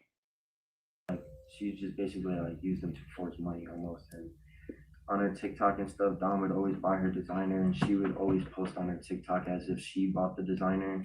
And she would be like calling out other people, trying to call them broke That's with her shitty. stuff and stuff like that. Mm-hmm. And I don't know, she's just kind of like all over it. Did she have money? She didn't have no job. I mean, she worked with my stepsister at Dunkin' Donuts for a little bit. That's all I know. And then she like, my stepsister would tell me that she was just rude to everyone. Like all of the, like she just didn't care. Like she was just rude to people and she didn't work there no more than. So the threats to She Dom. did were have a any of job, them just wasn't a threats paying other one. than I'm gonna dump you?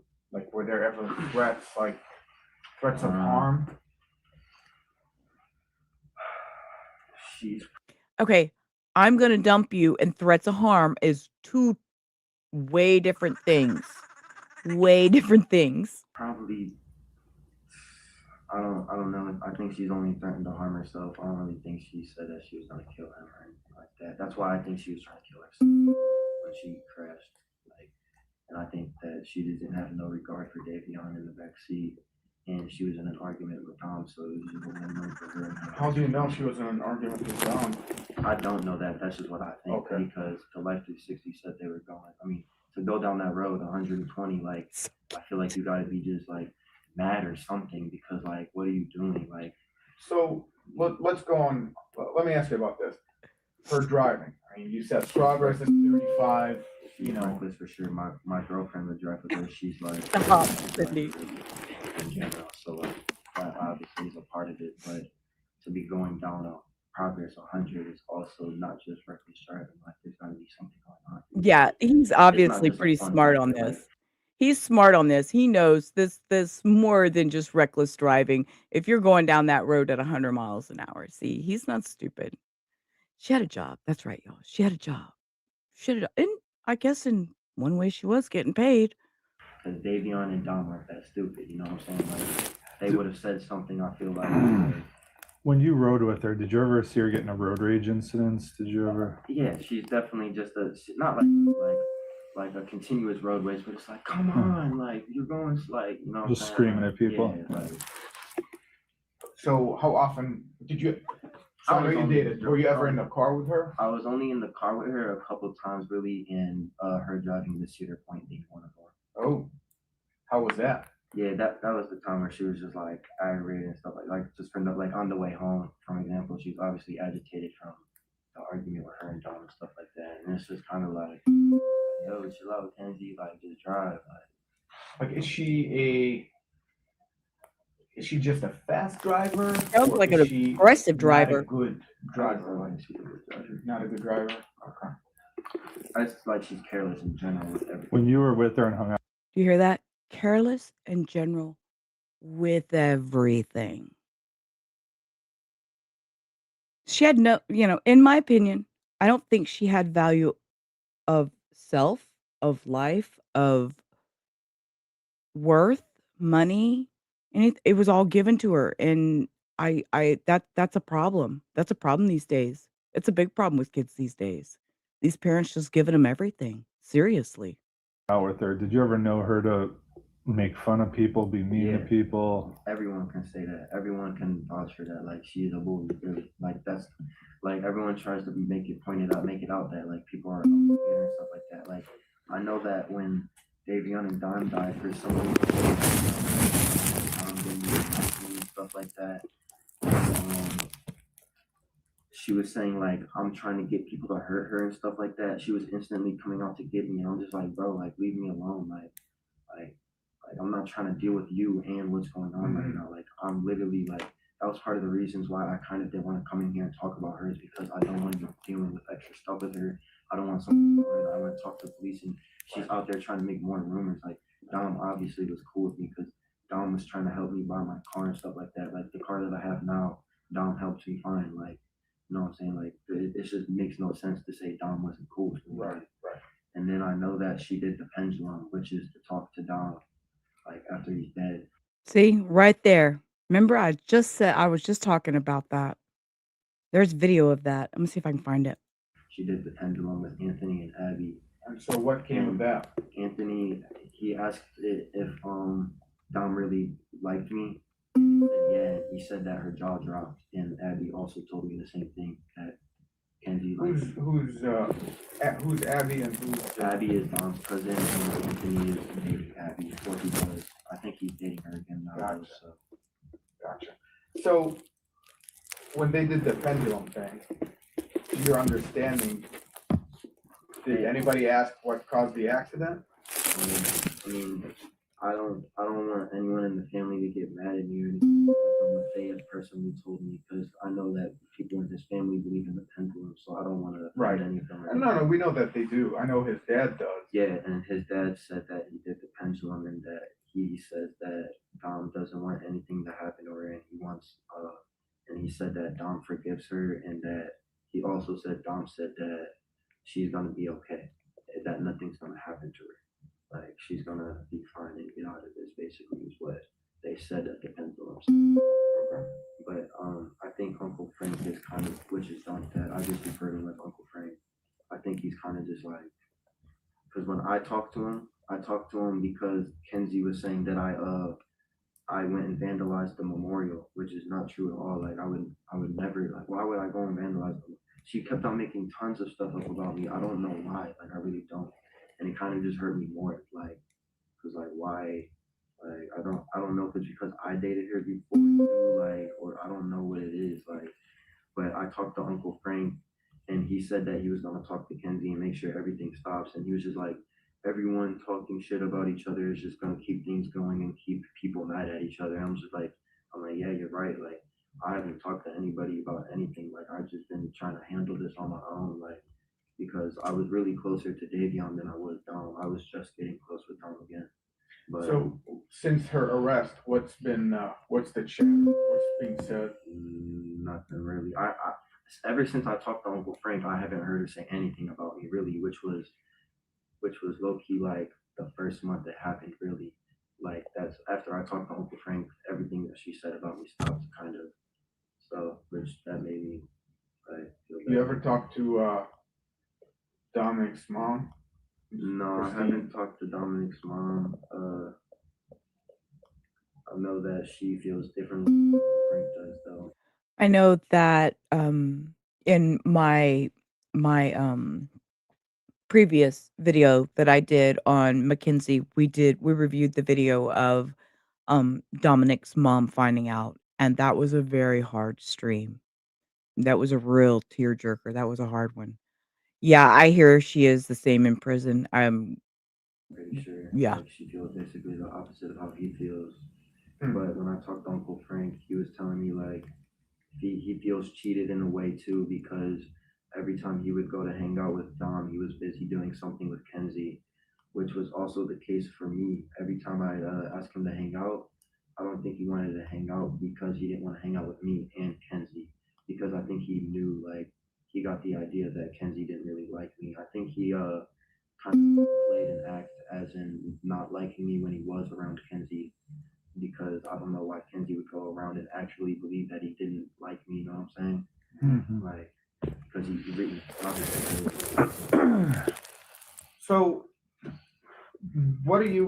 have you witnessed or heard from your friends or your girlfriend? You mentioned your girlfriend about Mackenzie driving.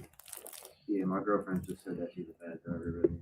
Just sort of like. Any examples where people were like, I'm safe being in a car with her? I remember one instance that, because I'm pretty sure Rosie Brown, her dad's a cop, and this was after Kenzie had crashed. She was saying something about like she was basically making fun of Rosie going the speed limit, Like that's something you need to make fun of. after she had crashed, and it's like, what are you saying, bro? Like, what do you mean? Like, I'm trying to remember exactly what she said, but she was just saying something like, oh, you're going 35, and you're only going like on Pearl, basically. Like, and it's just like, bro, what do you mean only? Like, that's the speed limit. There's a speed limit for a reason. Like, if you was going the speed limit, that would have never happened. Like, that wouldn't have been as bad as the crash as it was if you did crash at 35. Like, everybody could still be alive right now. We had Davion's like through 60. It didn't tell us that he crashed. It should have told us, but like even if it did told us and we were going 35, someone could have came and did something because all of our friends were out in Colorado. So it was a 2-hour time difference. They were all awake, so they would have gotten the notification and everything and been able to get a hold of one of us or something. Like I just don't understand why she was going that fast. But it's just wild to me that she's still reckless and just posting on her Instagram and stuff like that after all of this, as if nothing happened. And I still haven't seen her post anything about Davion even. She posted one picture, but it was Dom in the picture. Okay, I'm gonna show you all this. That's what I was looking for. Hang on, let me see. I'm gonna pull the chats off the stage. So you see this? This is a picture of the road, Progress Drive, and how the little short curve is right here. Now, this is from a free Mackenzie Shirilla site. Now, whether you want to free her or you don't, that's all on you. I don't think she should be freed. That's my opinion. I'm free to that. But you see, here's the little curve, and they're thinking that she had this one over here is trying to say a seizure. This is where the impact happened. It's down here where the X is. So this shows you this little S curve right here. So they keep talking about the curve in the road. That's what I wanted to show y'all. With her and Davion, so it wasn't even. She hasn't posted Davion's GoFundMe.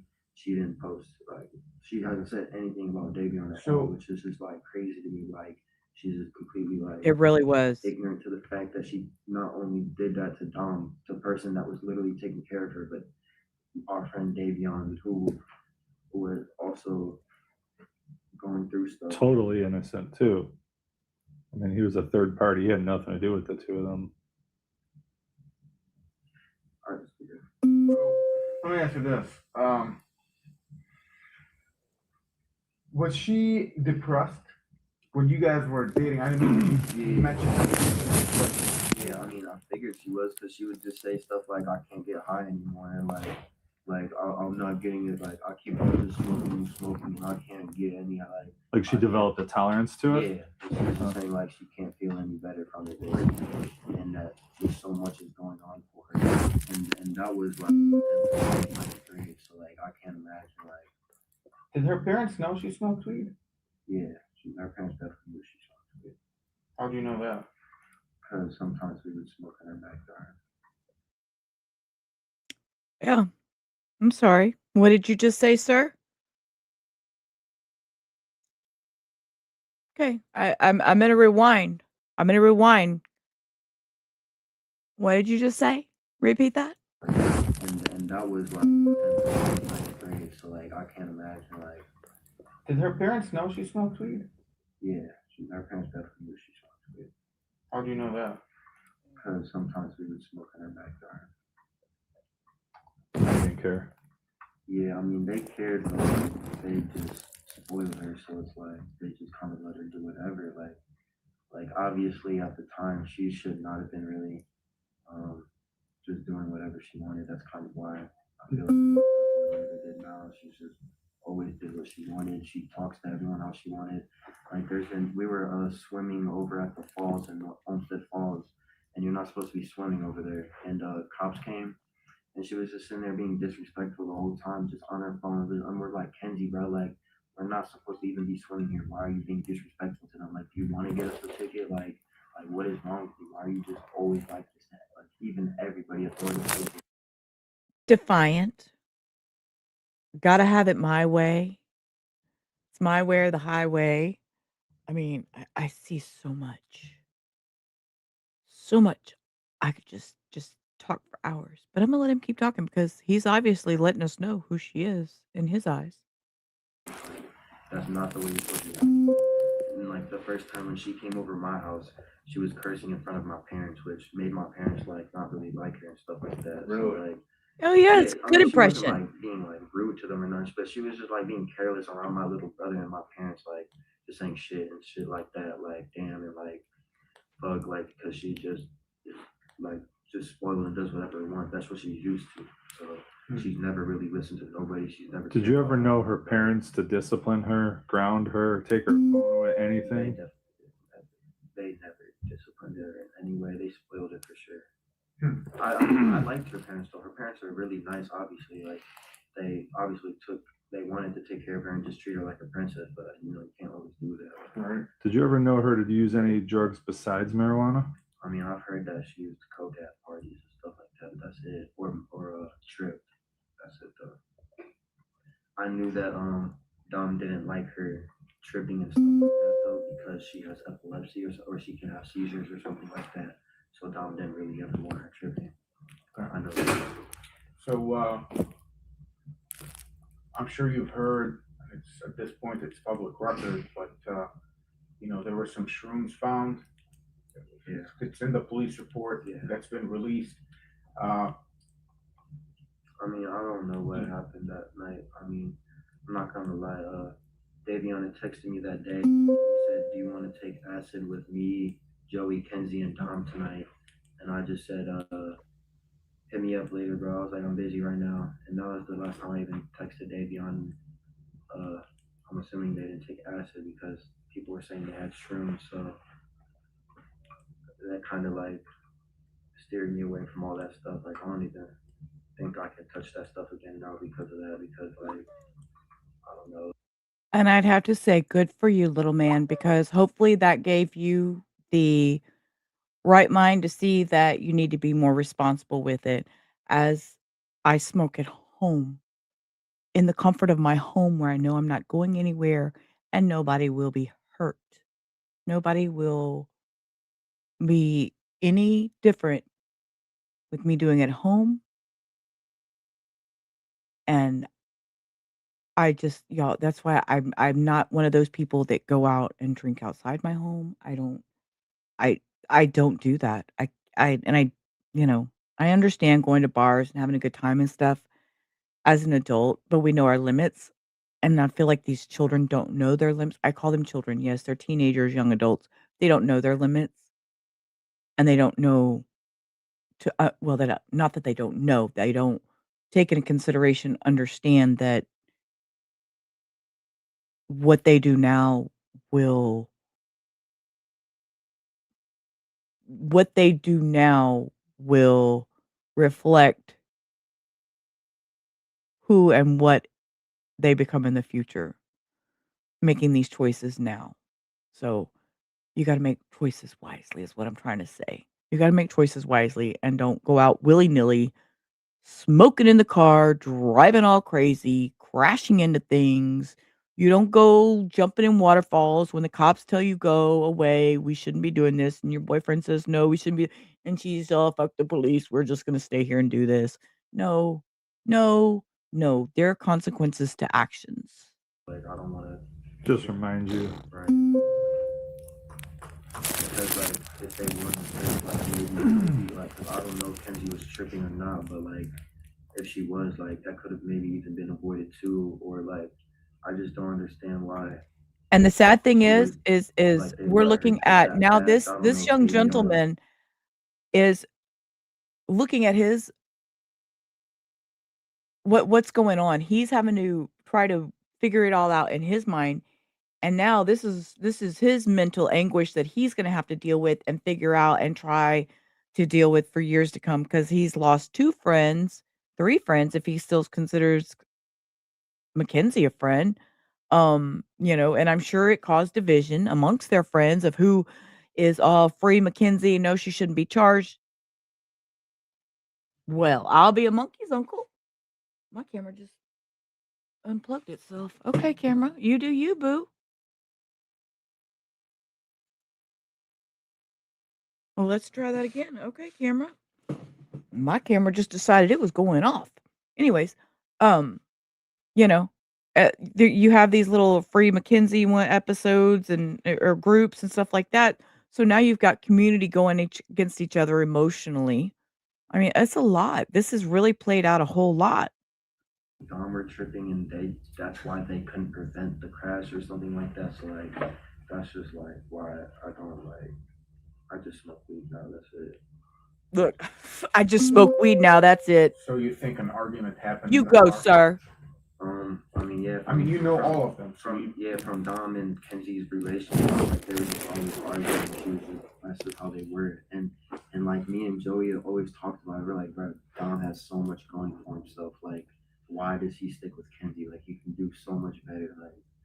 Like So, Dom is an intelligent person. Explain something to me. I dropped it in chat, but it is in the description. Okay. They argue, but why drive the car into the building?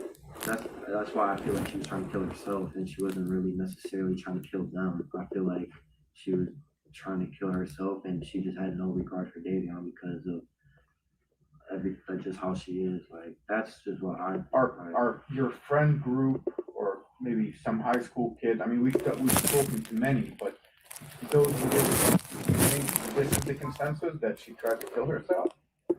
I think the consensus is that she did it on purpose. I don't think people know why.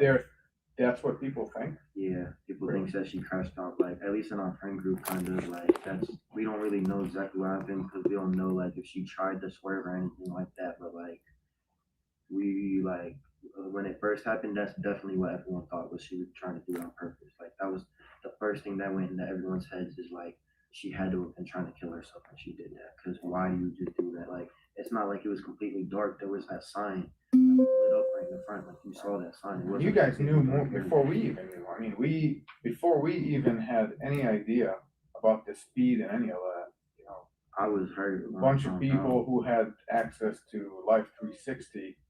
I mean, there was like sent us screenshots saying, "Look how fast they went." We had no idea at the time. Yeah, there was probably like 14 people in our Life 360 because we're all super close. So it was probably they all saw that speed down progress. We didn't even find out that they crashed because of the Life 360 though. Like we should have found out, but the crash detection only works if.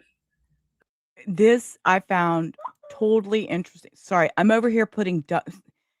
Cindy, stop sending me ducks, okay, girl? I done bought 3 ducks today, okay? Okay. 3 ducks today. Y'all, I'm gonna have to get me a little shelf thingy back here so I can put some ducks because y'all, I'm going crazy over here. Listen to him. But the drive was over. Shouldn't even find out that they crashed because of. I was gonna talk about this. Using Life 360. It's a wonderful thing. I don't have Life 360, but in my Google, I have all that stuff because we all have Android phones and Hector and me and Muffins, we all have our locations amongst each other. Like that one time when Hector left his phone at work and was having an absolute meltdown and I was able to locate it on my phone. So Life 360 does the same thing. So sharing your location with people is wonderful. But the Life 360, I've thought about since I've been watching this, actually going ahead and getting Life 360 because of the actual information that I'm so sorry, Cindy.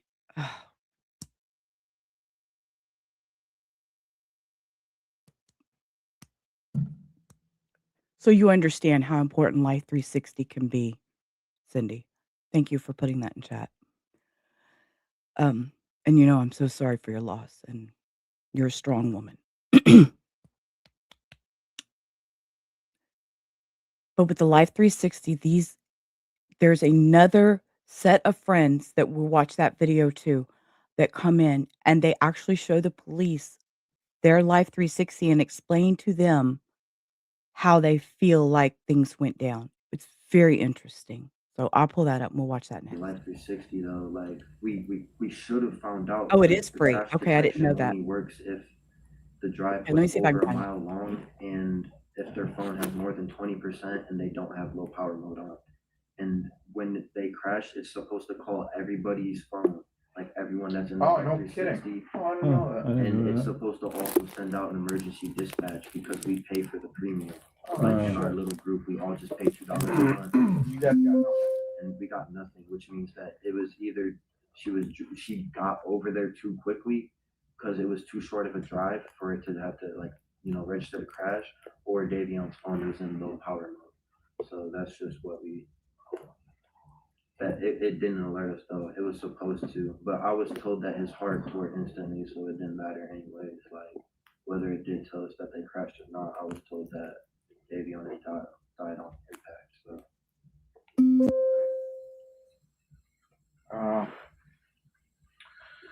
I ended up finding out when I was at Cedar Point the next day, and my friend Joey called me and he was like, "Yo," and I was like, "I'm busy right now." He's like, "It's kind of important." He's like, Davion's sister's friend just texted me and said Davion died in a car accident this morning. I'm like, Davion's sister's friend. I'm like, what? I'm like, I didn't really believe it at first because like that's a weird chain of line. And then I was just trying to call people. I tried calling Davion, and then I tried calling Dom, and both of their phones went to voicemail. And then I called Kyle, which was like Dom's best friend, and then he told me. Kyle Smith? Yeah. And then he told me that they crashed. So let me ask you this. We received a tip from somebody who's been very reliable that you were threatened by Mackenzie's mom not talking to the police. No, I haven't been threatened by Kenzie's mom. Were you threatened by anyone? Anyone tell you don't talk to the cops? No. Any type of like witness intimidation? Did she ever ask you? Maybe not threaten you, but say. What I've told people is I don't want to talk to the police because I don't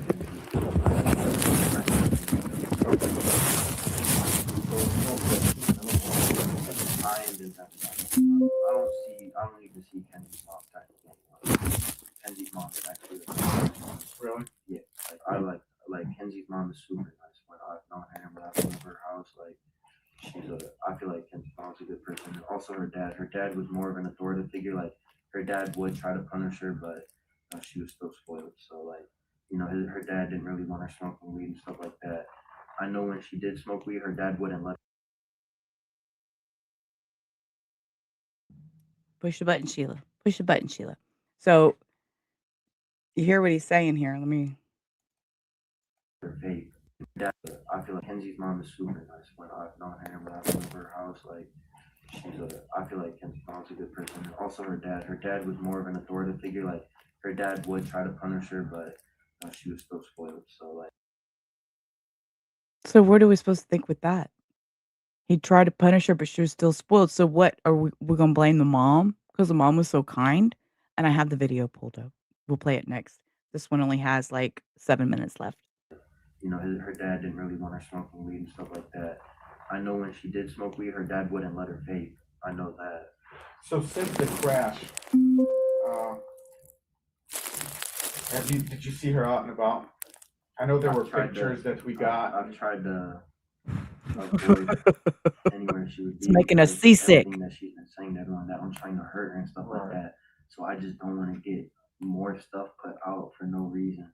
So like I've only been to the graveyard one time because I know that she goes there a lot, and I just didn't want to run into her. So I only went to that spot one time, and then I just didn't go there. Did she get to the graveyard? Did she drive?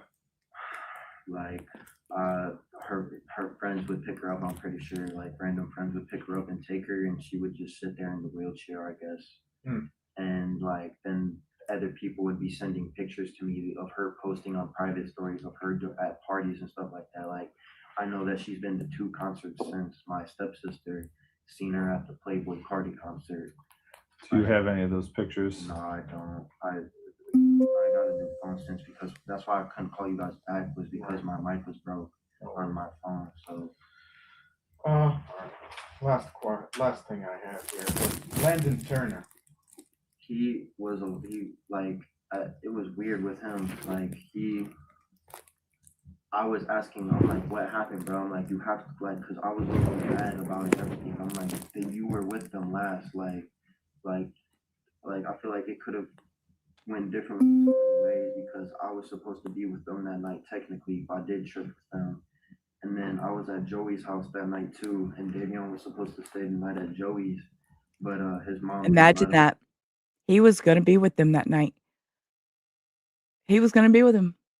The guilt, the survivor's guilt, like I know that's a big word. Like everything's like, like I feel like we could be Valley Girl. Oh, sorry. Whoo, flashback to the 90s. So I had to leave Joey's house, and Davion just ended up staying with Dom and Kenzie. And then I was talking to Bubba, and he was sitting there telling everyone, he was like, "Oh, it's And about Bubba speaks in the documentary. We hadn't heard much from Bubba, but he speaks in the documentary. to ask Davion to just stay the night with me. I don't know why I didn't." Like stuff like that.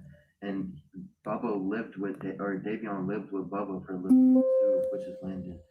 And so it was just like weird to me when he wouldn't tell people like really what happened that night. His stories were, at first he was like against Kenzie, but the girl that he's dating, Rosie, is like one of Kenzie's like better friends. I wouldn't say best friend because I don't really know like her friend group or nothing like that, but I know that Rosie was with her a lot in that Dom's house. So I feel like he started trying to protect Kenzie after the first day because Rosie also makes an appearance and speaks in the documentary. There's a lot of controversy around that. his girlfriend told him or something like that. And then his stories just kind of started switching up, and then he started acting weird about it. I'm like, were they arguing? When Yeah, I left, think his bro? name was I was like, Landon, and then he was telling Linden, me at something like first that. that they were arguing when they left. Like there was an argument or there was a dispute, but then the next day he completely changed the story and he was just saying that Davion and Dom were asleep, and then they woke up and Kenzie didn't go to sleep at all. She was like drawing or something like that. She was just coloring in coloring books, and then they left the house. And then Ain't nothing And wrong he told coloring in you coloring this? books. that's what he told everybody. So he told Because everybody. we were all at like everyone was at the memorial for like a week straight or so. So like that's kind of like what. So that his tune changed. Yeah, it definitely. His story changed. And I would always ask him. I'm like, bro. I'm like, I feel like you know more to this. Like, kind of. I'm telling you, K-Swan, it'll really jar you and make you think, what the hell? It's all over the place. It really is. It's all over the place. There's people that think, no, she shouldn't be blamed. She shouldn't take anything. Well, she already lost her appeal, so I'm like, cause you were there at Paul's house, like, I'm like, you, like, and then he pulled me to the side and he's like, I didn't really know who to trust and just like that. I didn't know who to tell because Kyle had asked him first, like, what really happened, and he lied to Kyle at first about something. I'm like, you need to go tell Kyle the truth. Like, that was Dom's best friend. I was like, Kyle deserves to know. I was like, whatever you told him, I'm like, you need to go and correct. And like, I guess he went and talked to Kyle. I don't really know necessarily if they talked about anything. But I just know that he was all over the place with his stories is what I know. It's So, just but like, its wow. first story immediately after the crash was that there was an argument. Yeah, I was being told that there was a dispute and that like things were a little weird when they left. And he also, like, I know Dom texted everyone that night that he loved them. He texted Kyle, "I love you." He texted Angelo, "I love you." I didn't remember this. Oh, I remember him texting his dad. Remember? And oh my gosh, a memory. So when they did the interview of when they told Dom's mom, I remember Dom's dad saying he'd gotten a text from Dom in the middle of the night that said, "I love you." Oh. He also, like, I know Dom texted everyone that night that he loved them. He texted Kyle, "I love you." He texted Angelo, "I love you." And he also texted his dad, "I love you," I'm pretty sure. Yeah. And he also might have texted Blair, his other good friend, "I love you," which is just, kind of out of the ordinary, you know what I'm saying? Yeah. And I'm pretty sure Davion also texted his dad, "I love you" that night. And he told Bubba, "I love you" before he left Bubba. Or before he left Bubba. So, do you think Mackenzie has it in her to drive a car into a wall? I mean, if you guys speculate that she did it on purpose, do you think she has it in her? I feel Right, like if Sydney? she thinks that she can just drive the car into the wall and not feel nothing, like 100 times. It's very chilling. Wall, I feel like the only reason she survived is because of how small she is. Like, I feel like she got insanely lucky, but at the same time, not lucky to have survived that, because it's like she killed 2 people. If that was what she was trying to do, but it's like I kind of feel like that's what she was trying to do, was crush the car into the wall. There was something I was going to ask.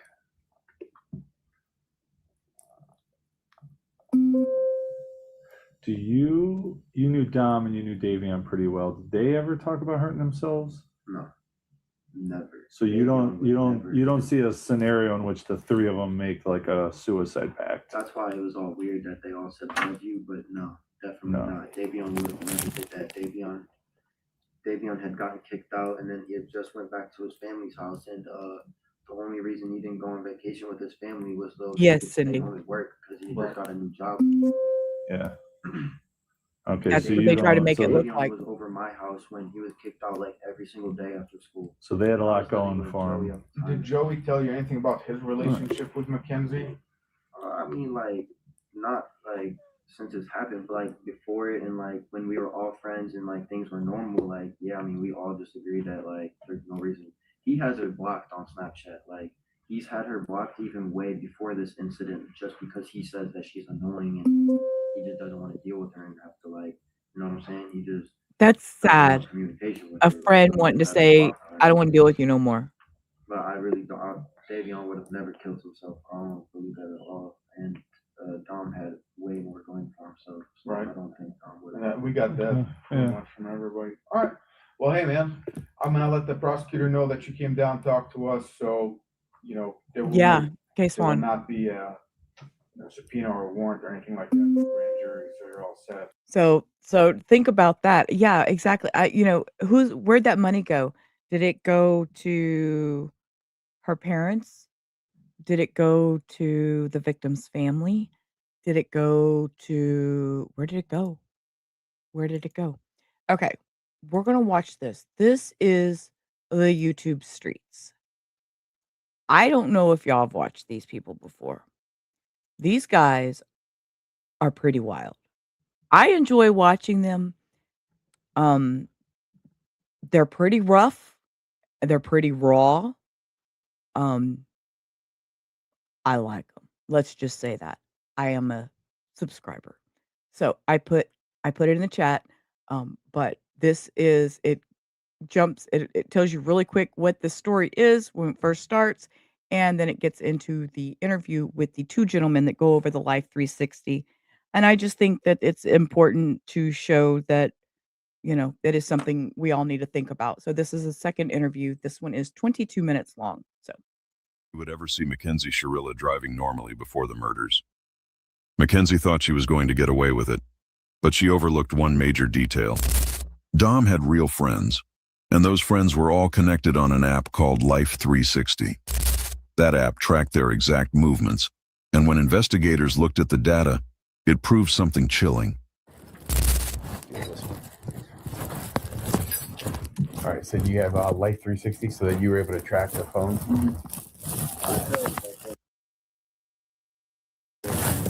drop, you don't get to see much in this video. How fast? It showed the top speed where they brought About 90 miles an hour, I It heard. says exactly So, 90. yeah, It Okay. said they didn't hit there the was brakes. no hard braking Right. until, like, it'll show you when they hard brake, and that was when they hit the wall. It didn't Okay. even say they hard brake when they hit the sign. Yeah. Right, they probably didn't. They probably. So this is actually, Okay. I just want to show you. Oh, no, explain it. So yeah. this is when they were going down Progress Drive, Mhm. and then how there was like tire tracks before it, like Right. on that side grass. So that's the sign, That's when it hits the sign. and then it's that's slowing where down. she curved exactly right on, Gotcha. missed those 2 rocks, and went right into the sign, the Mhm. side of it. But I'm just confused on how the back of the sign was messed up. but she went right into that wall. Right. No, so you can see like the hard braking was right at the wall, and then her high speed was after the hard braking. was Right. 90 miles per hour. So it said it's a recording. Does that play? So I mean, what does so it mean? Or basically just how it works, screenshots? It's just a tracker. Yeah, it's like my Okay. parents have me in a circle so they can see where I'm going. It just follows you wherever Right. you go. And Davion had us in. Yeah, we had Okay. we had a bunch of us. We had all. When I watched this, I found it very interesting because they actually show, and it gives good information. Yes, Cindy, take a break. Take a break, love. I appreciate you. But for the rest of the chat, just so you understand, this gives a lot of information about Life 360 and how it is it helped as far as being able to see the facts of things that were happening, the events as they unfolded through their friend's phone and things that happened through their phone, which is a godsend. It's awesome. This app is I'm like I said, I didn't know it was a free one, and now that I do know that, I will be looking at putting it on my phone. Our friends in it, like Okay. Davion was in it too. We can literally see where Davion has been So I for don't the know past if you guys however know. long you need to know.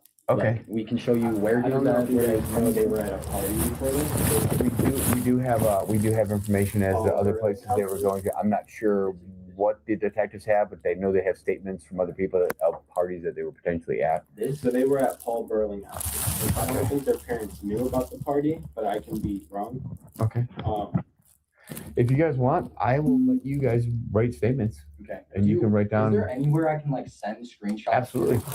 I will give you. I'll write down my email. But you guys, And you can send the screenshots right to the email, and I'll get them all to the detective. so I spoke to friends that were at the party. I wasn't personally there. I Okay. wish I was there, but Okay. Okay, any information you have that can help us out to help try and sort out and get a better understanding of what happened Yeah. is helping us. Yeah. So I'm gonna give you my email. But there Here was it was. the fact that they might have been on psychedelics. Okay. So Kenzie was the driver, and they said that she took a nap. But if you know psychedelics, that's like a 8-hour to 12-hour, like You cannot sleep. yeah, you cannot sleep. All right.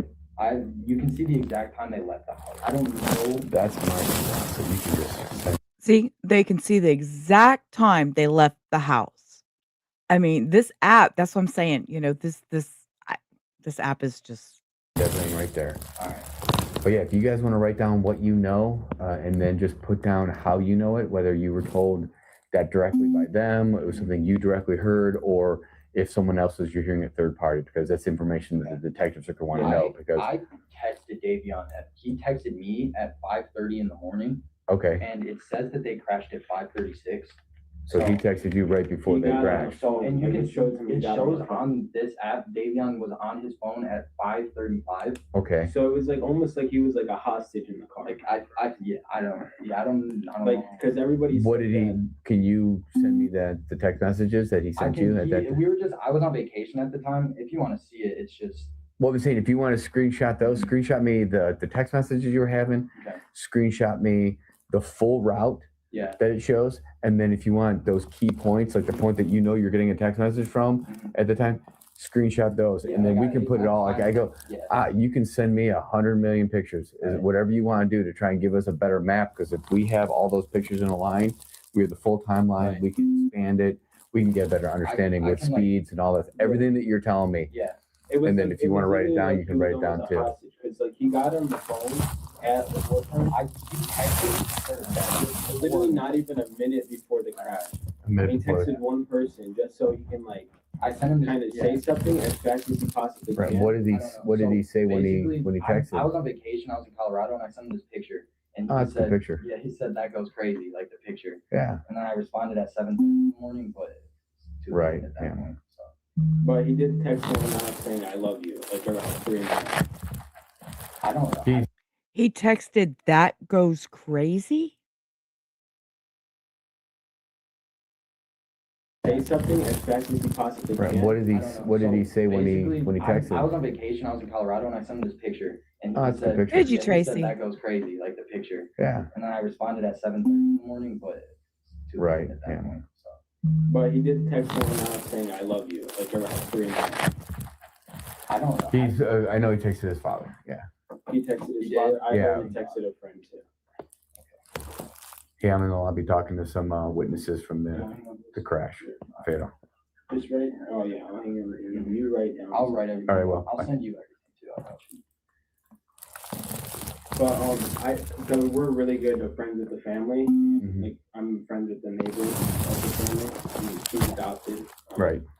His parents are on vacation though, and we were gonna reach out to you guys to see if we can do anything arrangement wise with him, and because the family's gone for a while and they can't get back. So, Like, if we get permission from the family to kind of to go do- see him and Arrange to see him. I mean, whatever you guys work with the family, that's, with us actively involved in the investigation, there's certain things that we, we'll have to, stop or prevent just to preserve the integrity of what's going on. Yeah. But for the most part if they're giving you guys permission to do stuff on their behalf, I mean, we're not how going would to, we have we're not going to just step in your, prove the we're not going to step in your way. And so most of that stuff, once our investigation is done, everything's going to be released to the family. Yeah. So once the family is in charge of Have you guys it, had contact with them? I'm sure that we have. Okay. I mean, I'll be honest with you, like I said, These two young men are doing the best that they can. And I as a mom, I just want to hug them, that my heart just, they're doing the best they can to try to take care of their friend, knowing their friend's parents out of town and won't be back, or out of the country, won't be, I mean, these two young men, I applaud them. I applaud them. I'm a work afternoon shift. I start at 3:00. This all happened long before I got here. The day that happened, we were coming for the St. Joseph and John picnic on a SWAT team. So I had the armored car over there. Yeah. And They really they did, were doing Tracy. notifications. They looked So everything and nothing was overlooked released into the everything. media They just until after the family was contacted. Who That's would why we it took so contact to, long. tell you guys that we got permission. If you talk to the family, if the family wants to do anything, I mean, if they contact us, that'd be the best, because we can ensure that it's the best wishes of the family. Yeah. But as of right now, the investigation in and of itself, I'm not involved in it. Yeah. I'm going to get this information from you guys, have you guys write off everything that you're telling me, everything that you know that can help us, have you put it down on paper, and then just send me all those messages, and I'm going to forward all that to my detective. Yeah. So I'm just going to say, hey, listen, I met with you guys today, which I'm going to get your information down in a minute. Spoke to you real quick, got your statements, got your photos, and I'm going to hand it off to him. Yeah. He's the one that's been working this case since the start. I mean, since we found out about it, he's been working on it. Is there any way we can talk to him or not? He's not here. He's not here right now. He went home at 4. Okay. That's what I'm saying. It's like, I'm just helping get this stuff to him. I will actually call him as soon as I'm done talking to you guys and let him know who I talked to and give him a heads up so that when he comes in the morning, that he's got more screenshots, he's got more information. Meeting with him or Absolutely. I'll give you, because I'll be getting your information. I'll have your name, phone number. If he wants to talk to you guys directly, because he'll have more, he knows what he's been working on so far. So he may have specific questions that he would want to ask you guys that I don't know. I know good enough to the point where we know he wouldn't put himself in that spot. Okay. He's not like the other kids where These you guys two just friends. see, if they're smoking weed or doing hardcore drugs, he's not like that. That's why it's just crazy to Right. I mean, this isn't, He's on no one would have expected to wake up that morning and find out that someone they cared about was gone. In the middle of vacation, I came back as fast as I could. I was like, the first thing I looked at was life stuff I knew. I was like, this is gonna be we're gonna make sure. Right. And maybe, I don't know if you guys got his phone or anything. Maybe we know something. They've collected everything they can that was in the car that was salvageable. I don't know if they have his phone. I would say the phone. I can't tell you anything about any of that. I know the phone was there because it's tracking. Operational enough to get tracked from the spot. Right. So then they probably have it. When I woke up, I saw Davion was in the police station, and I was like, "What do you do now?" Okay. And then. Okay, stop. Okay. This is a friend. This is what I'm telling y'all. This is a friend. He woke up and he checked his friend's Life 360. And his friend was at the police station. You got that? And it wasn't his friend, it was his friend's phone because his friend was gone. Could you imagine? I mean, the disheartening of finding out later why your friend's phone was pinging at the police station. yes, that was, yeah, that was absolutely, absolutely abhorrent. I mean, yeah. And that, I cannot believe that she did that and on the crash and that bun on the top of her head and ugh.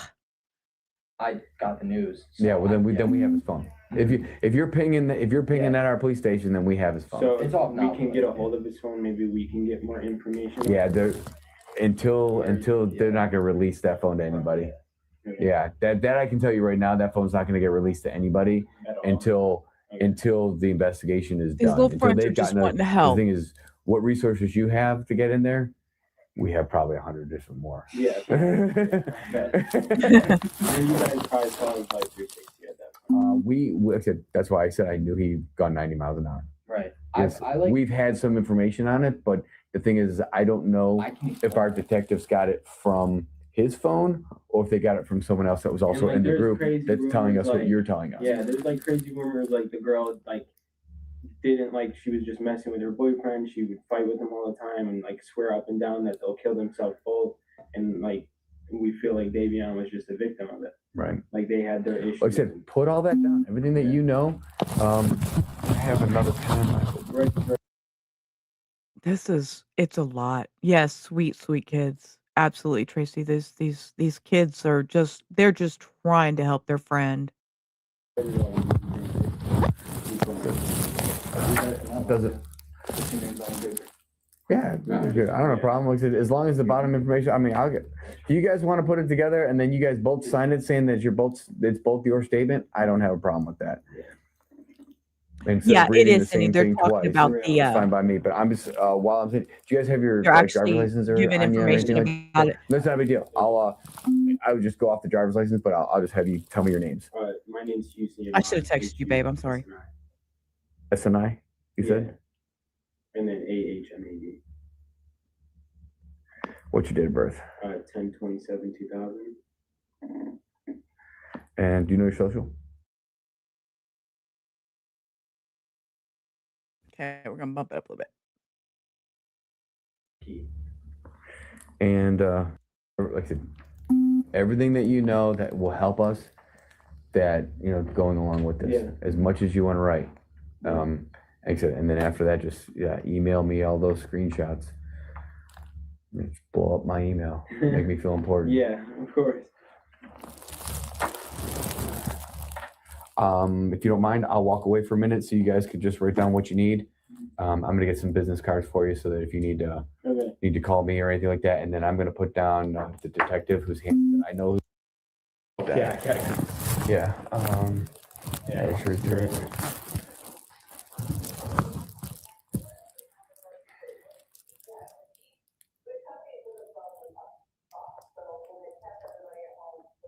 Okay, he's reading the statement. That's what I was trying to get.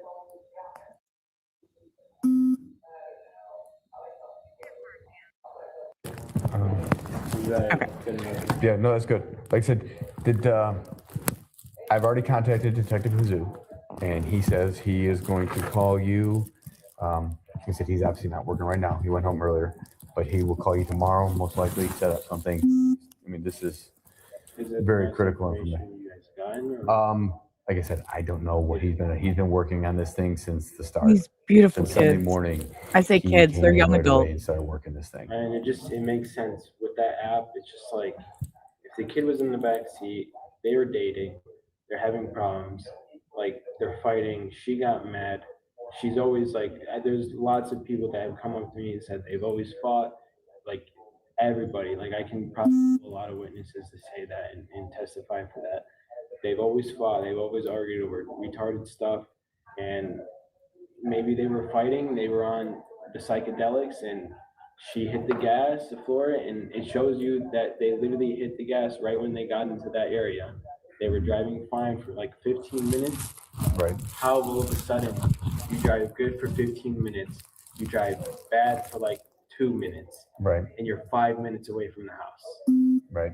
And he was staying at Dominic's house. Right. His parents were on vacation, Mm-hmm. and so it just that's what we're stuck around right now. Right. You're trying to wrap your head around some understanding of why into why a this thing point where happened. you can see where the tire tracks were before they even entered like the area where they crashed, and Flight 360 shows that exactly. Right. Like, so like how accurate is this app? Yeah, the app is extremely. I was Yeah. actually just talking to one of the guys, and like, man, my kid's old enough to drive. I told him, I'm gonna like, be putting that on my phone. Yeah. Like when I So everybody, if you haven't gotten Life 360 yet, I strongly suggest it. It's a game changer. So we're going to switch over here. We're going to watch some of this, and then I'm going to drop the link, and y'all can watch the rest of it on your own. We've already been here for 2 hours, and this is a almost 2-hour interview. So I figure we probably, well, I don't know. Let me see. We're going to play it by ear. The dogs are acting a little crazy. Mom is situated. This is a podcast. It is called The Big Sister Unhinged. This is Dominic Russo's sister, Christine. There is a GoFundMe that is in this link. So when you click on the link to all the links are going to be in there. This link is already in my description box if you wanted to do it on your own. But there is a GoFundMe for a Davion's Memorial Fund.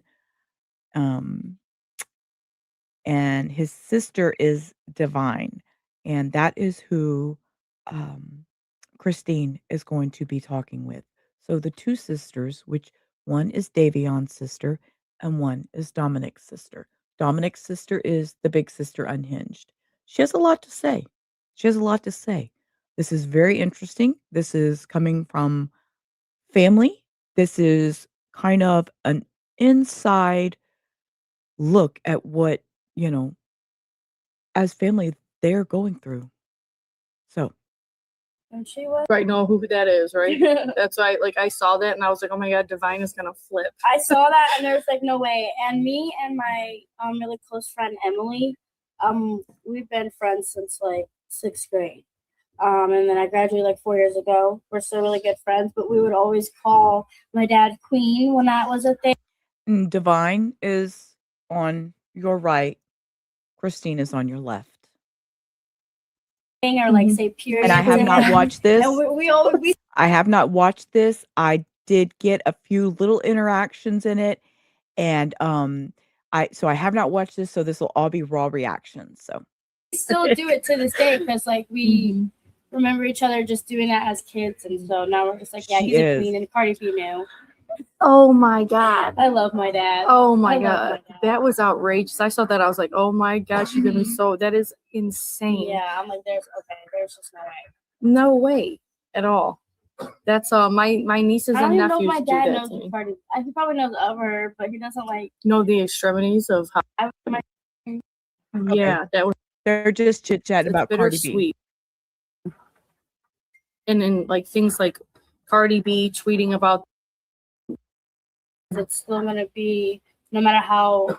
Answer that because it's like at the end of the day, like yeah, we kind of move on in a sense, but not in how people think because it's still gonna be no matter how viral or big it is, it's still gonna be something we have to live with and have to deal with. Like I'm very like big on mental awareness and mental health because I do have like very bad mood swings. I'm medicated and see a counselor, but like when I'm sad, I'm really freaking sad. When I'm happy, like I'm really happy. So it's like, and I've had this way before Davion died. So like putting that on top of it, it's just probably really exacerbated it. You people don't think about that, but it just makes it even worse. The mental health aspect of it even worse. You watched it last night, Ruth Ann? It was good. I haven't watched it. I just a couple little pieces here and there just to make sure it was something that I wanted to play today. I can't imagine. I struggle too. Yeah. It's always a struggle. Life's a struggle. Dealing with happiness, sadness, but the loss of a sibling is like it is it's probably the most disgusting feeling that like you can have. And despite all this, at the end of the day, Dom and Davion, like they're not here. So and it's like we could be, oh my God, Cardi B tweeted that or whatever. We can And run in then, circles and make it seem like attention seeking or something that it Mhm. isn't. It's just at the end of the day, we're speaking Mhm. the truth and how we feel about a Mhm. really bad situation that happened to Mhm. both of us. And at the end of the day, it's like, this is why I made the podcast, was just to, one, battle misinformation, two, stick up for our families. Mhm. A lot. Davion's been he's been left out, thankfully, I think, because I haven't really seen anything Mhm. bad about him so much as I do Dom, where everyone's blaming Dom for everything. That makes Oh, yeah. my And guilt. at the end of the day, whatever people are into, we're all young. They were all young. Me and my family are coming from a point of view that at the end of the day, we're both losing people, and we Mhm. don't have any hate towards you guys or anything. Davion was his own person and made his own choices, and same with Dom and Mackenzie and Mhm. everyone involved in the whole thing. So Mhm. it's not really necessarily the only person we can really sit here and blame is Mackenzie and their Yeah. family. And it's weird with that because that's who it always should be on. But I sit here, I blame myself. And I blamed myself. My Yeah. parents have blamed themselves, and that's a Mhm. part of the grieving process Mhm. that people don't see it and people kind of, assume isn't happening. But Mhm. it definitely is. Because, Mhm. like I said, I knew Mackenzie, the first interaction I had with her was horrible. And me and Damon being close, he knew how I felt. Mhm. But at the end of the day, we're both young, we're grown, we're our own people. I'm his sister. I'm not going to sit here and be like, don't be friends with her. I'm just Mhm. going to tell him I don't like her, what happened. And Mhm. based off all that, he knew how I felt. And, Wow. See, your standpoint, what happened with you is completely different Mhm. with me. So your brother was acting out a little bit, had a bit bad friends, or got Yeah. into a group of friends that weren't doing the best of things. Yeah. Mackenzie being Okay. But you can't dismiss the loss of life. So we need to reiterate, they're all going through this. So that friend, Yeah. and you guys were trying to warn him, and then who would have Kind of thought in a million sense, years? Yeah. And it wasn't even necessarily I think people misunderstand really what was going on. My parents are very strict. That's why I'm big on actually being a parent nowadays, because me and my siblings did come from a very traumatic event, went through foster care and all of that. And I think people think parenting someone from foster care is going to be as easy as giving a parenting advice to your own kid. I can speak from experience. I've babysat kids in foster care. I've babysat kids who have their own parents. It's harder to foster kids and take care of kids who have gone through stuff like that. Mhm. And when people say, oh, he was just being bad or didn't want to follow rules, it was more of him kind of not understanding why my parents were being so strict. Because if we tried something small, we already have an addictive personality. Mhm. So do we. So exactly. So that's the thing that people aren't really focusing on. My parents were coming from a place of being an actual parent and adult and seeing what the outcome could have been and what happened, or whatever you want to say with that. But with us being kids and rebellious Mhm. young adults, Mhm. we messing up and making mistakes is a part of life, but Mhm. still having those strict boundaries and rules Yeah. set. We didn't. strict boundaries and rules in their household. And Davion left.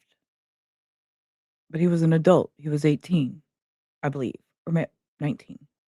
Have I came from a divorced family, Mhm. and we didn't really have rules or Yeah. someone to tell us right from wrong. And it really, I look at your parents and you guys, and they seem so normal. And of course it's just natural for Davion to have tried to rebel a little bit. That's completely natural. I've tried to rebel. My sisters tried to rebel. Every kid Everybody does it. has tried to rebel. And you're a liar if you say other. I think it's awesome, Cindy. No, for real. That's for sure. That's a part of being a young adult, a teenager in society nowadays. And There she goes. That's part of being a young adult, a teenager in society these days. Damn, this girl's on fire. everything. And then Mhm. especially with all of the drugs that are like out there and like all of the parties that do go haywire and go wrong. She's gonna be It's somebody. because parents aren't being parents and they're letting their kids kind of one up them in a way Yeah. and go out of that box and things get dangerous and happen. Yeah, and then this, it's like I never thought in a million years that this ever would have happened. No. Yeah, she was a scumbag. Like, I'm No, sorry. Like, I yeah. saw her. I thought she was the first time I met her. Okay, and she speaks extremely blunt how she feels. So, yeah, there's that. But she has every right. Dominic was her brother, so she says some things. I was in the back of Dom's At least the house, one and that she I was in. seen, the one that I had seen previous, she said some things. Like I said, I haven't watched this, so when she said that, I was like, "Erk, I better let y'all know up front." You know, of course, she wouldn't like her. Of course, she took her brother's life. So, All right, like I saw her. I thought she was the first time I met her was in the back of Dom's house, and she was in a skimpy little tiny white it almost looked like a bra. And I was like, that's how you come to meet your boyfriend's family for the first time? Yeah. That's who is this? Like, and even to this day, I'm very protective of my brothers and who they date. And 'Cause you are they're that afraid of bigger me. sister. Yeah, I am that And bigger sister. I think people forget that too, because David was my bigger brother. And Mhm. even though he had that brotherly role in a way, I was kind of his bigger sister as well. So, and now that he's gone, I kind of feel like I have to fill that void for my little sister. Mhm. And like when she has like a boyfriend or whatever, I'm very like, okay. God, and look at what you guys went through. You'll Yeah. never be the same. I feel bad for anybody that you guys date. I don't date Like, anyone right neither- now. right. No, it's definitely been hard because again, I get really sad. I have my depression. I have my mood swings. I'm very socially awkward and have anxiety now with talking to people because of everything. And I think people kind of forget that it does shape people. Like my life 5 years ago was completely different. I was on prom court. I was able to talk to everyone. Like I was very open, public, whatever, did not care. But now that my life has kind of been put into a spotlight, I'm very like, I'm 21, I want to have fun and grow, but I have to always have something in the back of my mind that people know who I am. And Yeah. What happened? I can't necessarily make those mistakes either. And In a way, I got to be the bigger person, the difference, and kind of be an adult in this situation because there are a lot of people who weren't being adults. she has to be an adult in this situation because there are a lot of people who weren't being adults. This girl is so smart. This young lady, I shouldn't call her a girl. I should call her a young lady. Excuse me for that. Much respect. Much respect. In this Yeah. whole situation. And that's like it's like, you know, grief and like how, okay, you know, we lost Dom, we lost Davion, but like the aftermath of how it destroyed everything. And then people say like, well, somebody asked me today, like, how do you plan on moving on? I'm like, I don't. There's no moving on. Yeah. This is See, this was the section where I jumped in and watched today, and I was like, okay, yes, we're going to watch this. So this was the little section that I did watch. So that's why I'm able to pause and know what's going on. This was just this is what got me. I will, and I'll stay in my, everything. And then people say like, well, somebody asked me today, like, how do you plan on moving on? I'm like, I don't. There's no moving on. Yeah. I will, and I'll stay in my grief for the rest of my life to honor my brother. And I don't care. I don't care if I have to be sad every day. I don't care if I have to, cry or do things like this to keep in chaos. I tend to keep myself really busy. That's how I've been dealing with it. And that's how, and everyone has their own way of coping and dealing with things. I do think a lot of people forget that. You're grieving in your own way compared to me. I'm grieving in my own way compared to my sister. We are all different people. We're all grieving in our own way, and everyone's gonna have a freaking opinion, especially with this all being put on blast. Like I'd be lying if people didn't say I was trying to be attention seeking, and like I'm very so like annoying. there's gonna be those type so of people. annoying. Yeah. And that's cool. Like have your hate, whatever you want. At the end of the day, I'm doing this for my own reasons. and your opinions Trolls don't dominate what matters the most. She's doing it for her own reasons. I love it. She doesn't care what everybody else thinks. She knows how she feels, and she's a strong young lady, and I'm wow. Yeah, you know what? I post about my family every day of my life. Losing Dom doesn't make it any different. In fact, I'm going to post more. Yeah, and I'm going to do more because you have because kids, you have a life too, like, and this is just a part of that. Yep. How do you feel about the movie? How you guys were portrayed? How the Shirillas were portrayed? How we were portrayed? I feel like the Netflix documentary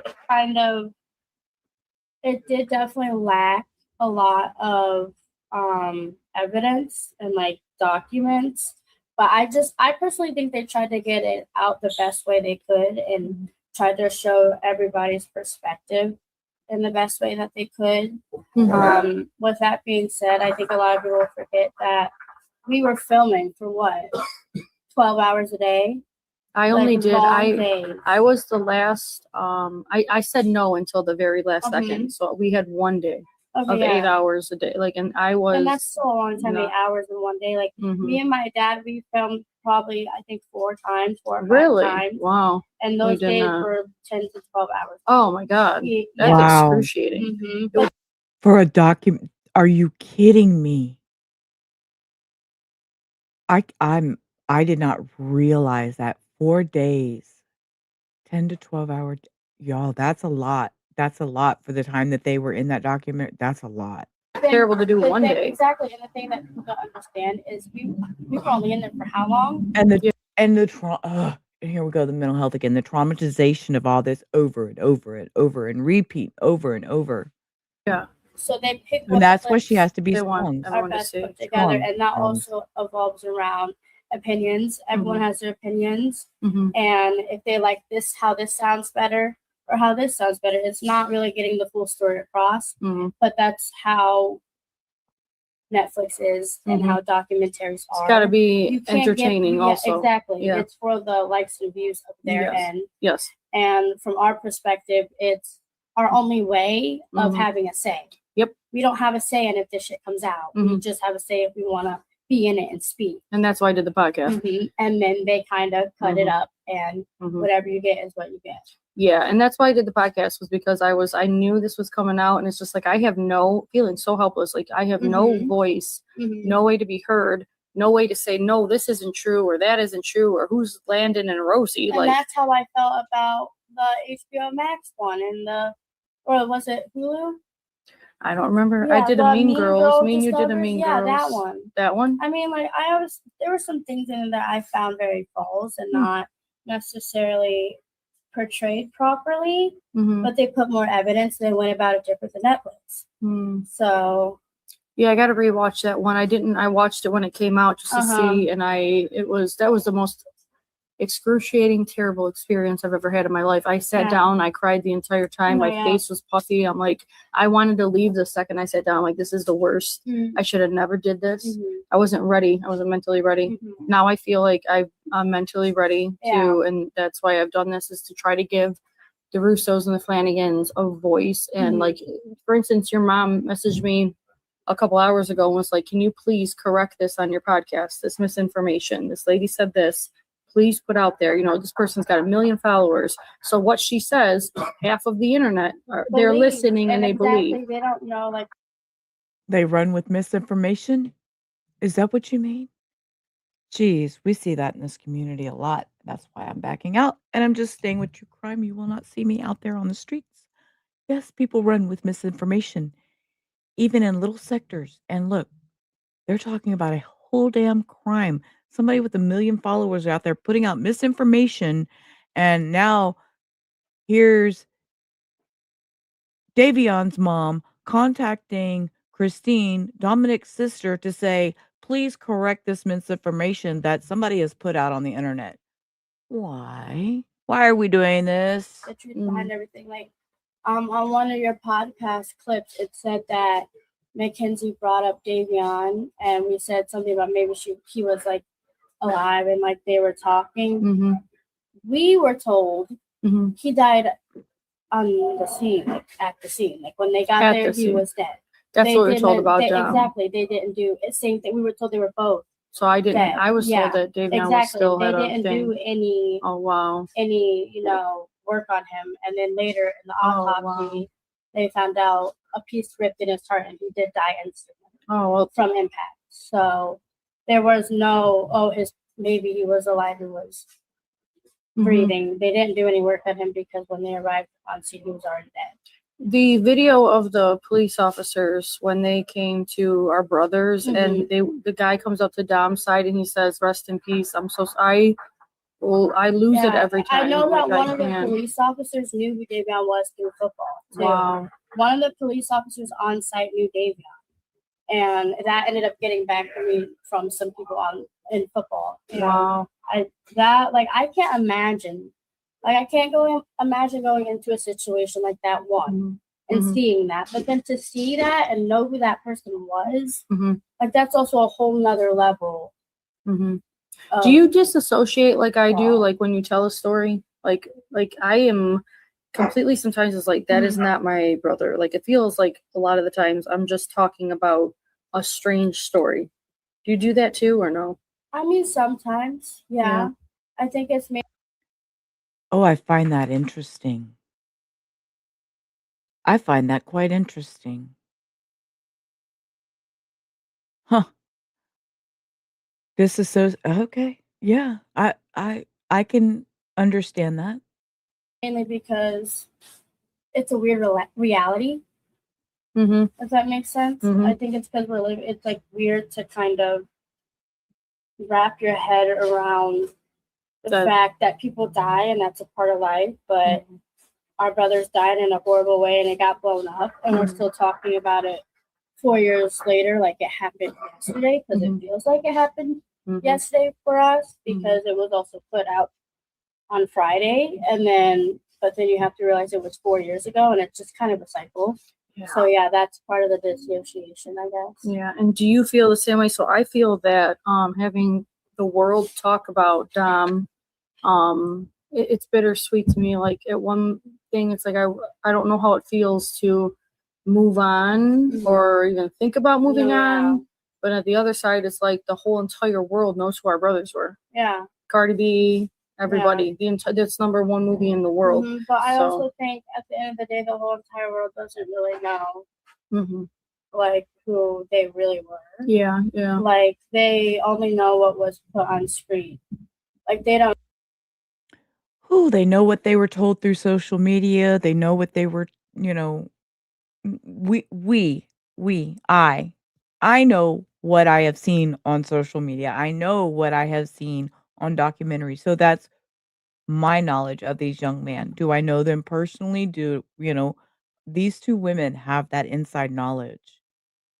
And thank you for sharing this with us. If you ever see this, which I'm a small channel and you probably never will, and that's okay. But thank you for sharing this with us. From the heart, thank you. Know that, me and Davion raps. They don't know that Davion loved to like freestyle, and like every time I was really sad and anxious, he would sit there and do that for me. Really? Yeah, Aww. and like cheer me up. They don't know that when he bulked for football, I would cook for him. Really? All the time. And he would post it on his stupid stories and say he made it, and I'd have to slide up and yell My at brother him. does that too. Yeah, yeah, exactly. Like they don't see things like that. They just see the event and the traumatic side of everything. Dom used to trick Nikki and us on they would tell us all, because there's me, Nikki, my stepmom, and like between the girls they will be like, oh no, like she's a better cooker or she's a better cooker, just to get us to cook for them. Oh yeah, I know how that is. Oh my god, that's hilarious. That's funny. Yeah, let's see who can make the best sauce and make us spaghetti tonight. David would bring home, like, he worked at Five Guys. He managed the one over in Strongsville, and he would bring like the leftover meat that was about to go bad, like all the bacon, and it would come on a full sheet of like parchment paper, and he wanted to do it on the grill outside, and I was like, David, you need to remove that parchment paper. He's like, no. I'm like, David, I went to school for this. I don't give a crap right now. Like, you need to remove the parchment paper. Like, we ended up just sitting there, like, going back and forth. I'm like, you know what? Fine, do it. He puts it on, right? The parchment paper catches on fire, messes up the bacon. But luckily, he had 2 other like big sheets, and he comes to me, and I'm like, yes, Davion, and he's like, yeah, so you were right. And he's like, and then he proceeds to ask me to cook the rest of the freaking bacon for him. Aww. And so he could play his game, and I did. Oh my God, you're a great sister. I mean, me and David, we did have a good relationship, like I said. But he would always stick up for me. So I kind of did what I wanted to do to kind of return the favor. And I didn't mind cooking again. Like, I love cooking. Same. I love it. I do too. Like, you know that. And You know, I think that's a lot of us. Case one, any loss, we still struggle with it. You know, it's been 6 years.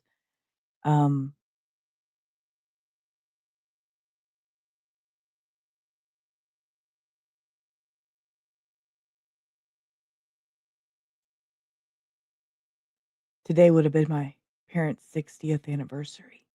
So, yeah.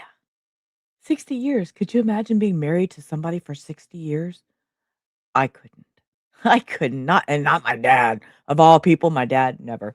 So, bless my mom in heaven that she made it as many years as she did. And yes, today would have been their 60-year anniversary. So, yeah, crazy, huh? Yeah, so we all struggle with loss in our own way, and we all, right, Case One, hugs to us all. So we all deal with it in our own way. No, Cindy, it's it's a personal thing, and sometimes we don't share these things. We keep it inside, and as you see, these 2 beautiful ladies sitting here talking about their loss is actually quite touching and quite enlightening to see an inside view of these people and these young men whose lives were taken too young. So let's let these beautiful ladies talk for a few minutes. And my mom's a pescatarian, so she only eats fish and fruit and veggies. And then I hate fish. My sister eats anything. My dad doesn't eat fish. So when I'm cooking, I like to think outside the box and make a meal that works for everybody. Yeah. Yeah, we like to cook too. That's awesome. And especially with our brothers. I had 5, so I know how that is. Growing up, they're fat. They eat a whole freaking carton of eggs. I don't understand it. Dude, especially my brother Mikey, like trying to keep him like, oh, Mikey, you want these leftovers? Or come over, I'm cooking this. Or yeah. Over COVID, that was a big thing. My mom had to tell me to cut back on the baking because she gained a little too much. COVID 50, I call it. I did too. Just now coming off of it. I think I was looking terrible. back. I'm like, where the, and then I'm like, oh wait, that's fine. Yeah. It's gone. Now it's gone. But I'm like, I literally looked like a bubble. Yeah, everyone has a COVID 50. And then my friends lie to me. I'm like, don't lie. I definitely did. Like I can see the difference. Are we not looking at the same image? Because liars. Why didn't you tell me? It's funny sitting here listening to him joke about that. Sorry for your loss, Cindy. I know it's really hard. We don't think about, and here we are. Some of us are aging and we're getting a little older and we're facing new things that we never really thought we'd have to face and encounter. And now we're all like in grown-up phases of facing reality and real life and things. And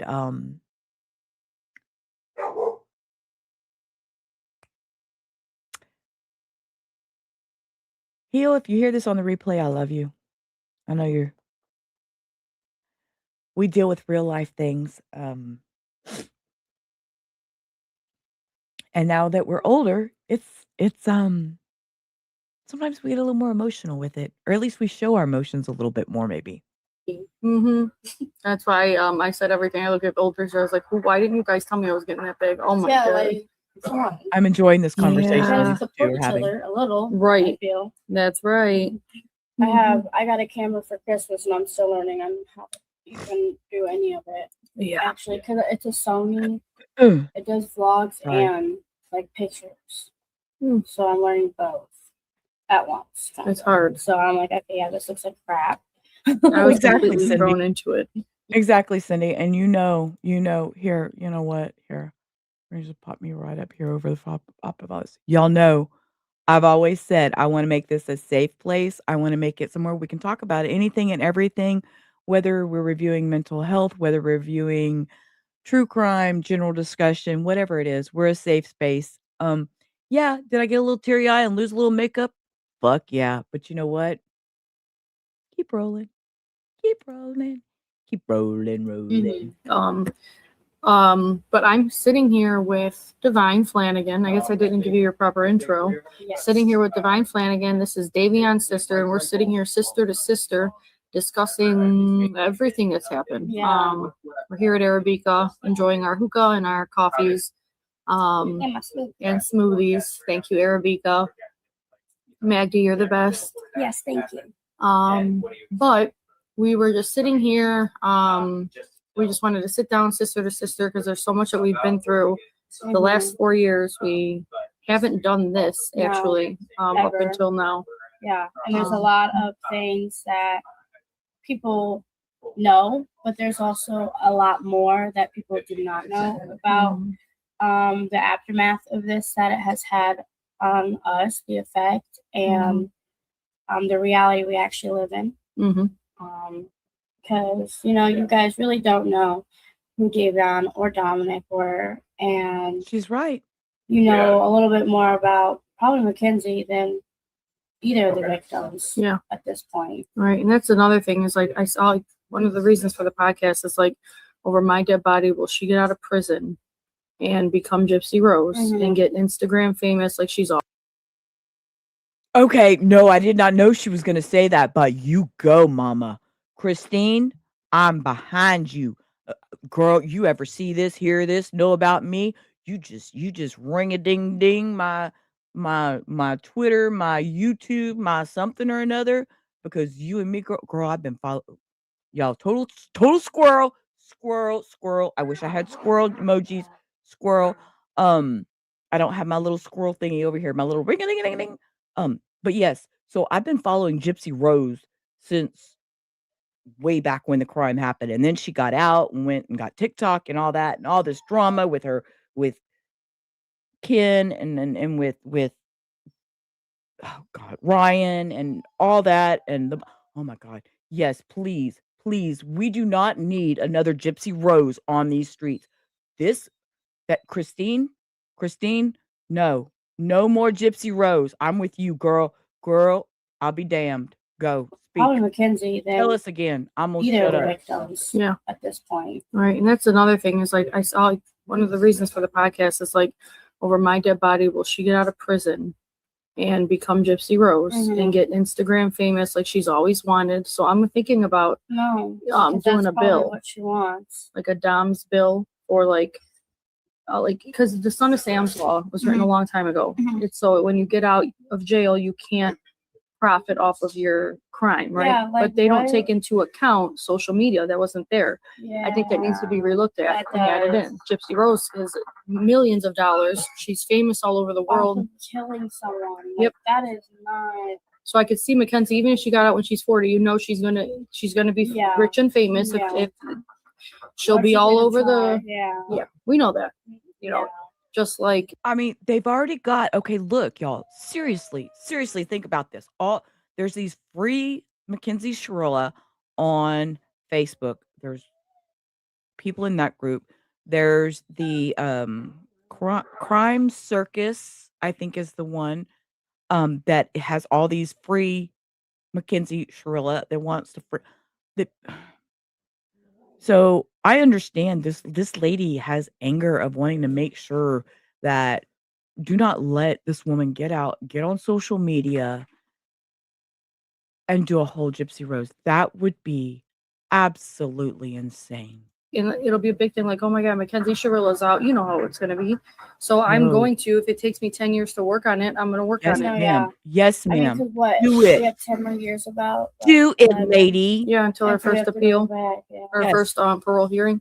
Mhm. Yep. Yes. we Again, do. we've already been back.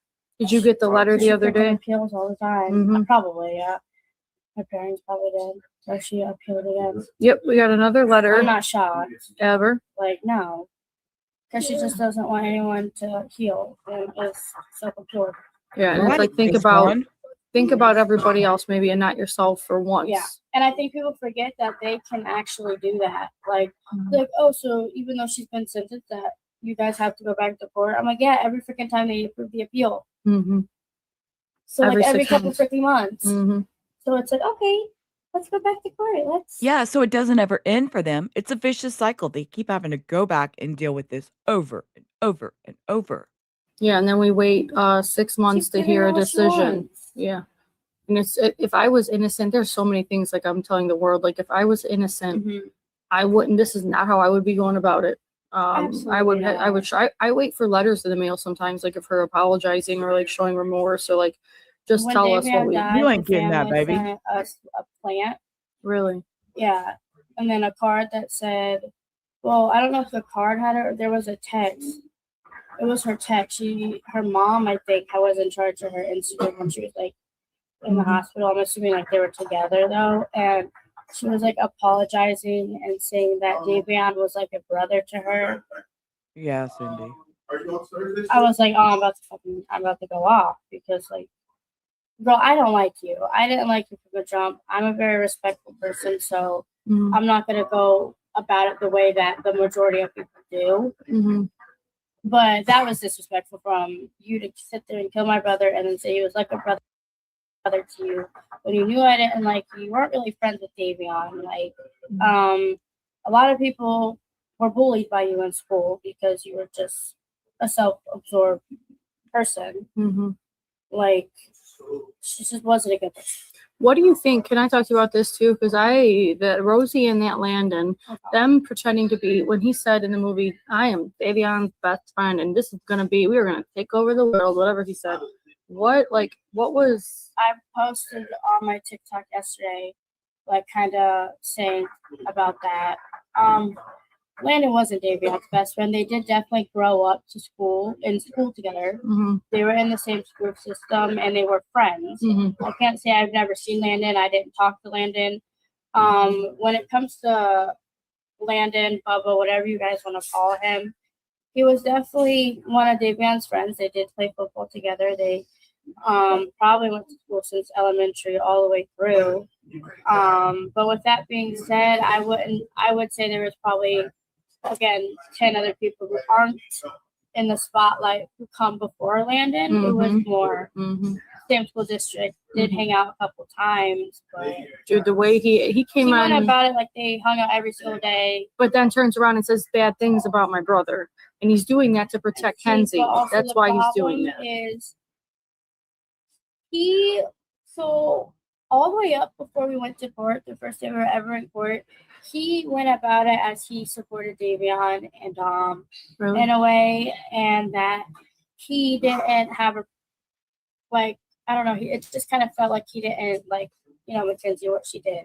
Mm-hmm. But then the day of court, I was kind of expecting him because of that to come by us, and where we were set up, we were separated. They're us, and they're all the way down there, so you have to pass us. Yeah. He walked right by us. Are you kidding? And I looked at him, and he like glazed over his eye, and because they got to him first. That's why. Wow. Beyond pissed. I was like, oh, some people's true colors. True colors, because again, like I said, they didn't. Goosebumps. Yeah, again, and Rosie and Landon did not help with the case at all. No, if anything, they hurt Dom. They made it like it was his fault. Yeah, and they only really got in the light when Netflix reached out. Mm-hmm. And for Rosie, I think people forget. See, that's what I was afraid of. Okay. Because I watched the documentary, now listening to these two talk, I really felt like those two, exactly what they're saying. Oh, wow. I can't believe this. Yeah, because I really felt they were talking bad about the guys. Rosie and Landon did not help with the case at all. No, if anything, they hurt Dom. They made it like it was his fault. Yeah, and they only really got in the light when like Netflix reached out. Mhm. And for Rosie, people, Right. I think people forget that Rosie claimed she was also Mackenzie's best friend. I heard they were only friends for about a year tops. Like me and my best friends have Wow, been Cindy. friends for over 10 years. Yeah. And like I said on my TikTok, do what you want with that information. But if Landon's sitting here lying about him and Davion being best friends, That was weird. Mm-hmm. why would Rosie be doing the same thing? And then if Landon's Davion's best friend, then why is he sitting on his girlfriend's best friend's side, the killer, Mm-hmm. the person who killed two people? Mm-hmm. But it's cool. Like it's cool, you know, because at the end of the day, like I might not like you. Mm-hmm. You might think you had a different relationship with my brother. Mm-hmm. Then obviously you're a little bit delusional too. Completely and that's delusional. fine. That's fine. I can't sit here and say that Landon has always been a horrible friend to Davion, but when everything happened, it went from being his friend Mm-hmm. to completely being out of the picture of friendship. And that's I don't why know the what type of Netflix fuck-ass friendship that is. right in the Netflix movie, like they portrayed him as Dom and Davion's friend, No. like, and then He he didn't got have to a- say no. whatever bad things he wanted to say. You should have seen the pre-cut version. I put my I foot saw down. the pre-cut. Yeah, yeah. me You and my went the dad next day. went. Yeah, I saw it the day before, and I was like, no. this needs out Yeah. or something. This is not. You cannot put this in there. Yeah. But like him. So when I first started this too, he Oh, was the first. now I want to know what that was. Oh, now I really want to know what that was. First person to come on in the comments and say, you didn't even know your brother. You did, and I was like, excuse me, I'm sorry, I don't even know who you are. Yeah, and at the I end don't of know the who day, you are. these people, everybody who has these opinions or Oh my somehow God. know these people, Mhm. they don't know these people like we know these people. We grew up from day one. I've known Raised my him. exactly. I knew Mhm. my brother longer than my parents. Right. That people forgot that before Davion died, I knew Yeah. my brother longer than my parents because of foster care. Yeah. People forget that we literally lived in the same house. So what you're seeing and what you know is a picture and a thing that is outside the household. Mm-hmm. I'm not gonna go out in public and have a freaking full-on panic attack in front of everyone. That's what my house is for. Yeah. That's my safe spot. Right. And right. everyone is like that. I'm not gonna go home or go out in public and talk crap about everybody. That's what my Good house night, is Teresa. for. Mhm.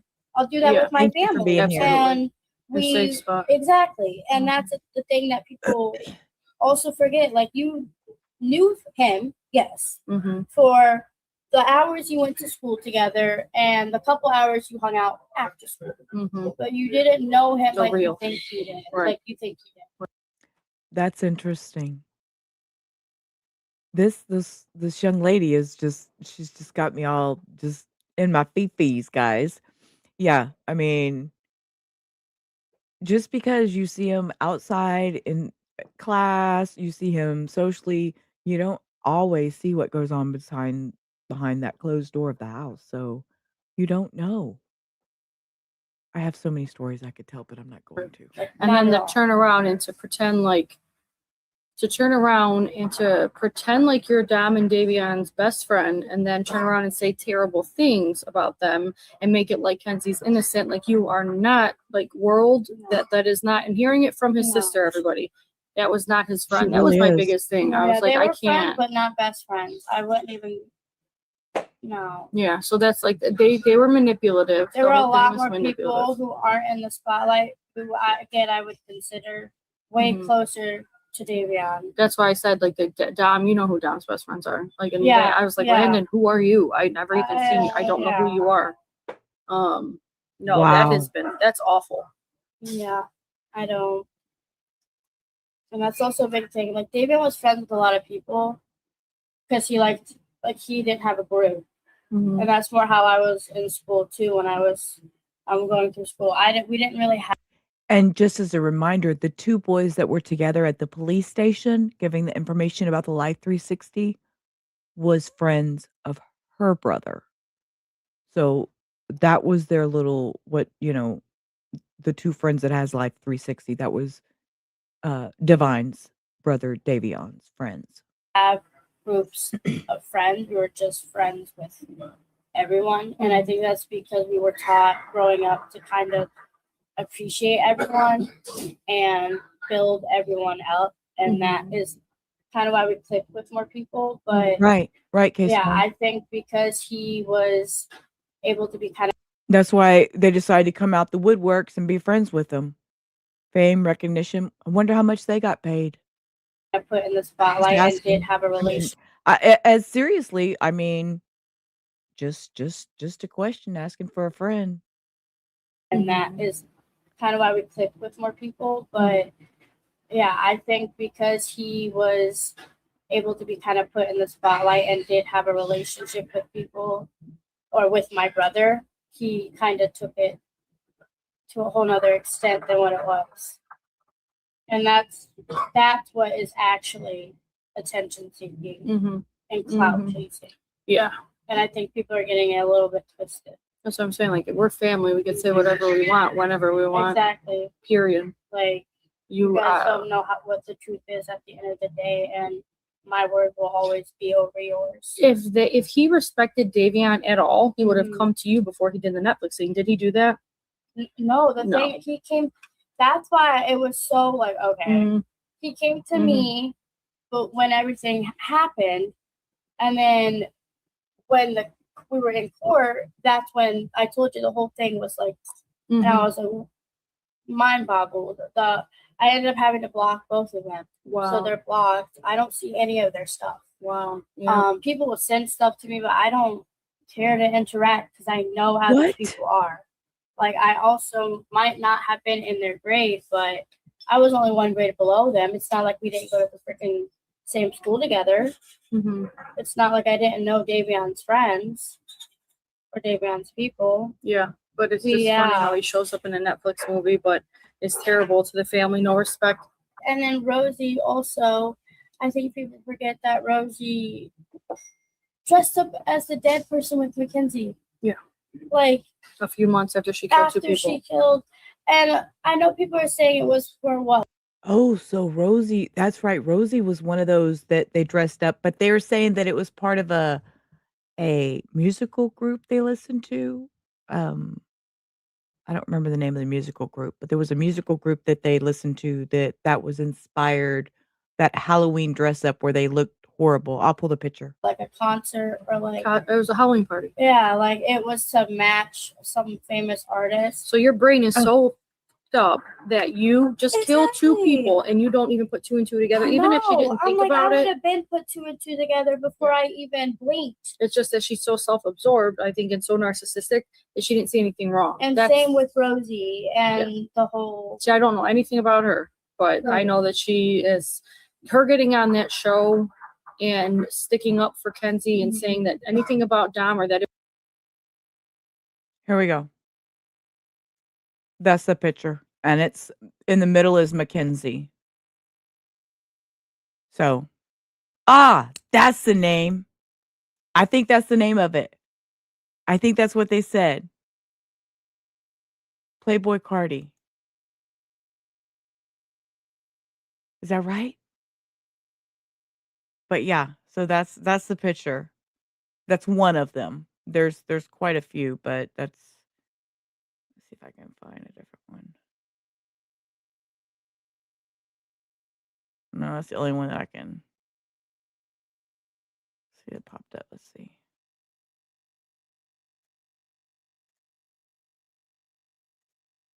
That's the other one, but you can't really see it real well because it's so small. Oh, he's a demonic okay. All right. Well, we can go back over here and let these young ladies keep talking because I really am enjoying listening to them. It was an accident. You're disrespecting the family. No, yeah. You're disrespecting the dead. And everyone's allowed again to. See, I don't know anything about her, but I know that her getting on that show and sticking up for Kenzie and saying that anything about Dom or that it was an accident, you're disrespecting the family. No, yeah. You're disrespecting the dead. And everyone's allowed again to have their own opinions, but it's just the way they also go about it. Yeah. And it's to a certain extent where it's like, this is wrong. This is just not. Yep, we know the truth. That's what Like, that's what this it is comes down not to. good. Yeah. Yep. Okay. I'm going to mute my mic and go make me coffee, but I'm going to turn this up so I can hear it in the kitchen. But my chair will be empty, but I'm here. We did like I did a live last Sunday, and I did like a cancel. I'm starting a cancel Rosie movement. I just anybody that's gonna go on in front of the world and say anything bad about my brother is I really want to put it all down. You go, Christine. I'm talking like I know this woman. She says, I'm going to make a cancel Rosie. She going to go on a whole mission. Cancel Rosie. You go, girl. Talk your smack. I couldn't even get out of my chair without about laughing. I really want to put it all down. Put it down. Yeah, and Put it out there. my question, right? Y'all, I'm supposed to be getting up. They were like so cold, like friends, right? And it was a whole group. Because this is what everyone wants to believe and is portrayed, that it was a group with Landon, Rosie, Dominic, Mackenzie, and Davion, right? And whoever else was in that small little group. If they were all so close and such like good friends, then why are they so quick to sit here and shit talk? Damn. Girl, y'all, I'm gonna put my little circle right here in the middle. I'm gonna make theirs big screen. I'm gonna move my circle to the big middle, and I'm gonna just join this damn conversation when I get back. Y'all just wait. I'm gonna rearrange my desk in a minute. Let me go make my damn coffee. I'm gonna hit play and mute. I'm trying to get up, but I can't stop myself. Dominic and Davion. And they're not here anymore. Mackenzie. When Mackenzie was the one who was being manipulative in that relationship, when me and Davion were aware of how Mackenzie acted, when you like, because Dominic is your brother, like when like with your relationship with Mackenzie, like obviously you said the first time she came up, she wasn't very like appropriately dressed, meeting a family. And again, like I don't know how your guys' relationship was with being Dominic's sister, but I don't know if they were really that close, then I don't know, maybe the whole thing was really more. I just think that I don't know, it just makes me question, because like what were your morals and your goal with that friendship at the end of the day? Like if no one died, say none of this happened, right, and you're still you're like, what is your intention behind those friendships? right. If they split up like they would have, they would have gone with Kenzie and not had anything to do with that. Exactly. Exactly. Yeah, and they've used this and twisted and manipulated and lied. And I think that's also like why I'm the way I am. Like I am friends with a lot of people. I'm able to be friends with a lot of people, but just because I'm friends with you, it doesn't necessarily mean I'm opening my arms to you into my house and into my life, because we need to be picky. Being picky is a big thing that people aren't. Like if Davion was a little more picky, he might have seen that Landon wasn't a real friend. Yeah. And Mackenzie wasn't really a real friend, or Rosie. It just still blows my mind. It really does. It's like that like I can't just call them and say or warn, or like you can't call your brother and just tell, like it is absolutely. I've dealt with death a little bit, but the loss of a sibling is mind-boggling. It's like I feel like I have 2 kids too, so like I know I couldn't imagine losing a child, but like a sibling, I feel like there's a hole in our, just right in our chest. You know what I'm saying? It's like it will never be whole. And it trickles down to everyone we're around, our parents, our siblings. Like it's so disgusting. Yeah. It's disgusting. It's bad. I hate every second of it. And I hate going home. Hate every second of it. I hate looking at my dad most of, you know what I'm saying? It's just like, it is. Yeah. It's hard. It is very hard. I felt so guilty to you guys. Like, if if Davion wasn't with them, this wouldn't happen. But it's like, who would have thought in a million years, there weren't signs like that. Like, I don't think there ever were. Everyone asked were there signs. Yeah, like how like when you did interact with Mackenzie, if you ever really did. My sister questioned her. She questioned her. and said things along the way, like we need to see if like, you know, what her intentions are. And now granted, me and Nikki are 13, 10 years older than Dom. So when he started bringing her around, it was like his first girlfriend, you know, and we're very protective sisters. Yeah, Yes, you're, like, very. and you're also a little bit older. Yes. So it's like bringing, you know, back up memories of when you were that age. Yes. And we kind of see those. We've been through first. it. Yeah. Yeah. Yep. And so we're very, very protective. Mhm. And when she first came over, I just thought like, oh wow, is that she trashy? That was my first thought, I swear to God. And then Nikki, they used to babysit Nikki's kids and stuff, the Shirillas. I'll have on my podcast here shortly. I actually have friends that they babysat her kids. Yeah. And not great things went on. Yeah. So I have a whole group of children in Strongsville who will attest to what went on in that house. I don't think I'll play this yet, but I'm just telling you, there was some messed up stuff that went on in that house. And I have people that I'm close with that they babysat personally, and it was not. No, ma'am. Respectfully, don't do that. I need to know how old they are, and no. Oof. Don't put out children information on the internet. It's not wise. Not good. Like making them eat frozen, making the kids eat frozen foods frozen, like not heating it up for them. Like some of the kids like won't even eat waffles ever. Wait, what? Wait, let And me rewind because I'm a whole group of children in Strongsville who will attest to what went on in that house. I don't think I'll play this yet, but I'm just telling you, there was some messed up. Oh, she's saying that they were young and now they're young adults and is willing to talk about it now. Is that what she's trying to say? Stuff that went on in that house. And I have people If that they're young I'm adults close now. with that they babysat Okay. personally, and it was not good. Like Making them eat frozen, making the kids eat frozen foods frozen. Look, I don't not even like heating it up for waffles. them. Like some of the kids like won't even eat waffles ever.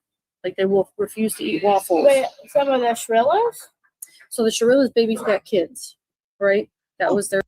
Thank you, Christine, for explaining this story because I was kind of getting confused, but now I'm catching on. See, this is why I don't watch these. This is blind reaction. Thank you for being here, Rubber Ramada Remuse.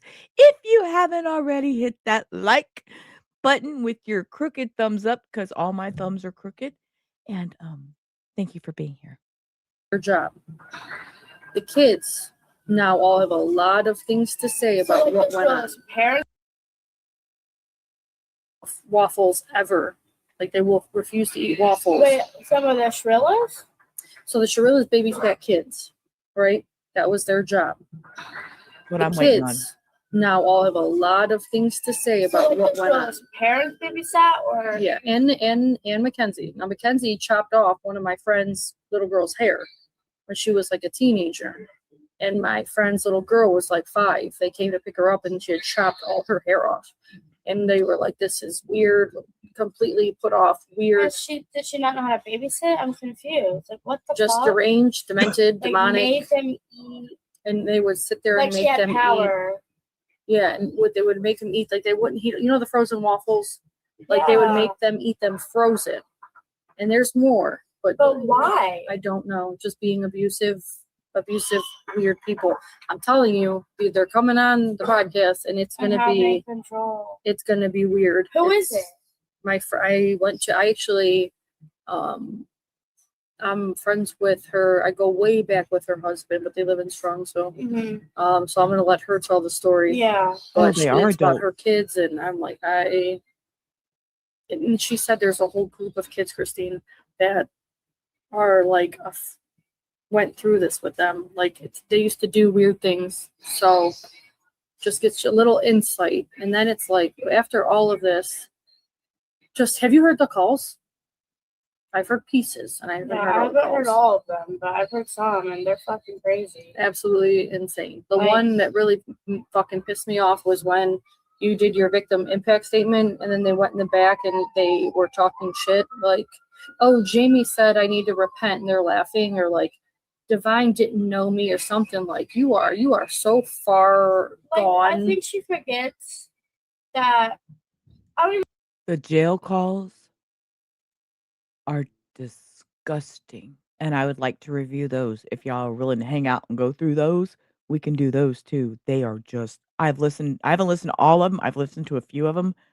They are awful.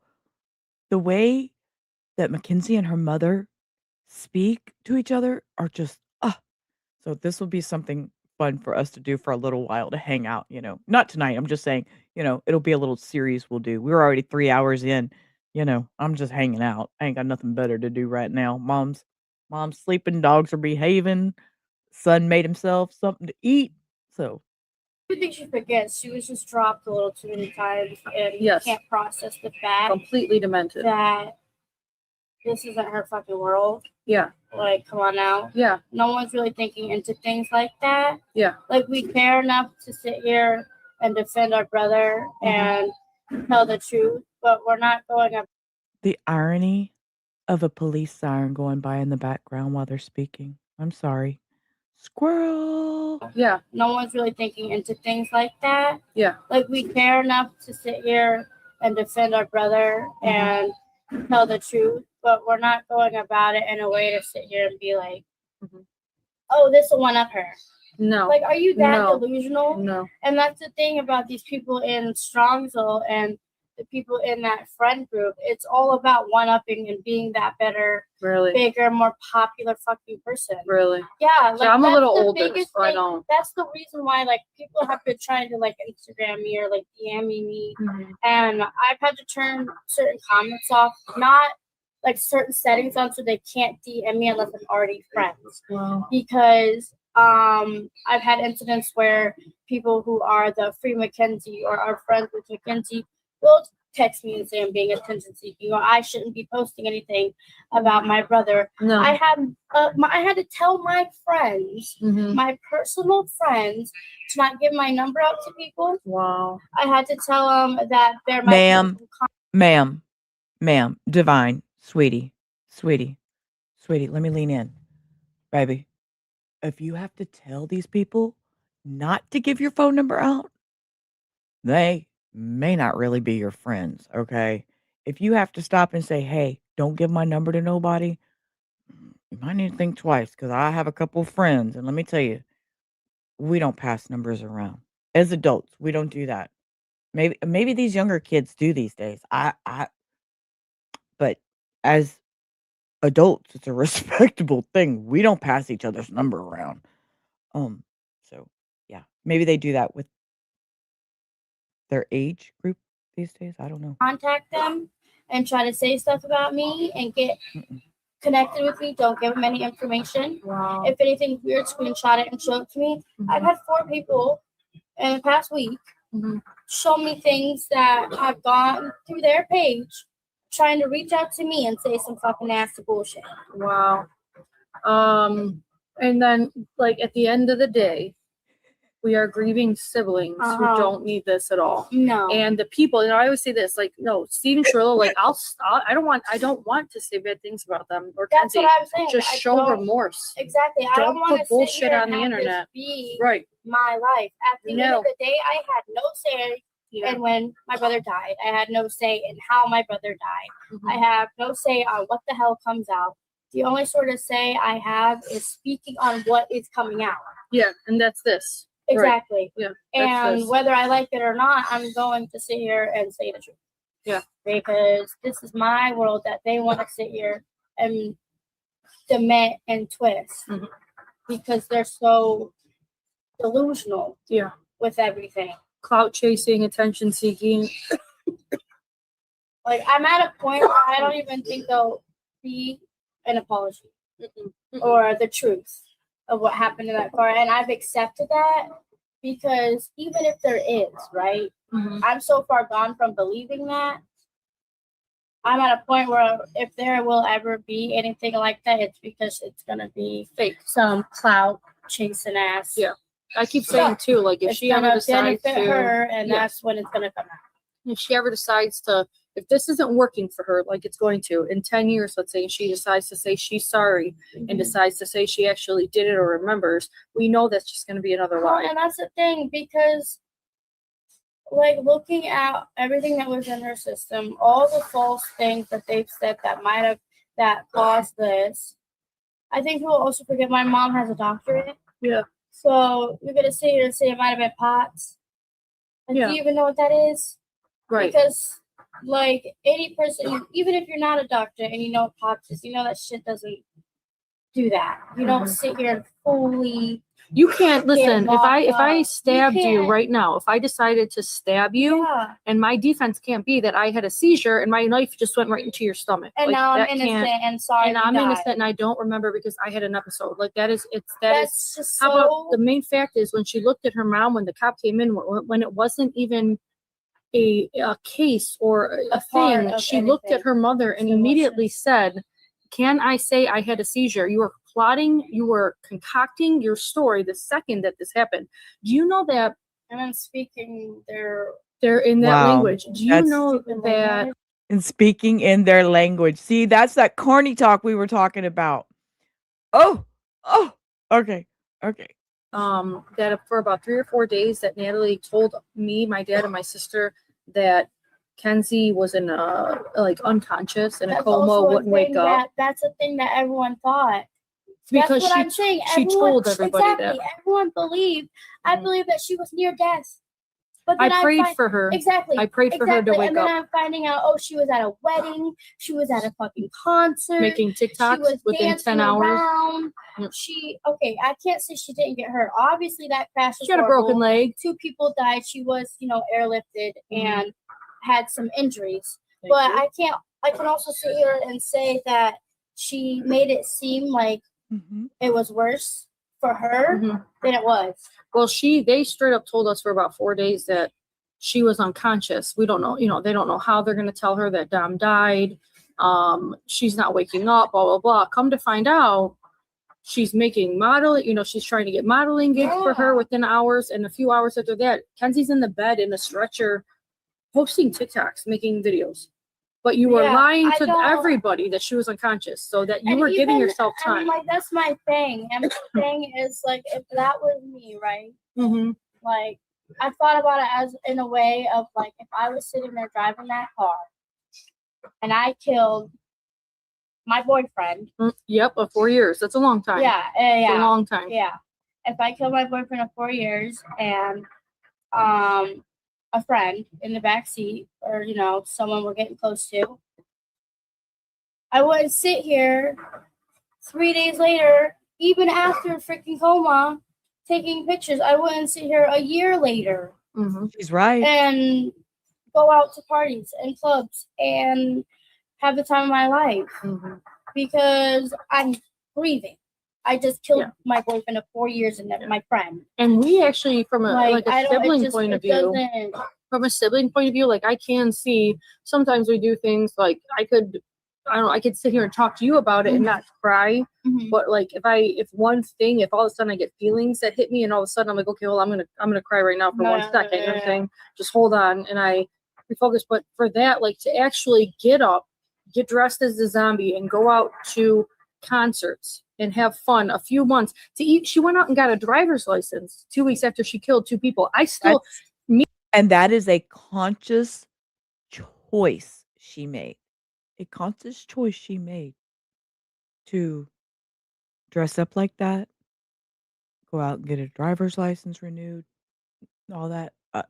I fully believe it's a conscious choice. Me driving in my vehicle, I couldn't go past 50 miles an hour couldn't drive on the for the highway. first- I kept for picturing the- David no, or wait, Dominic. Yeah, for probably the first year. Few months, yeah, The first long time. year, it took me.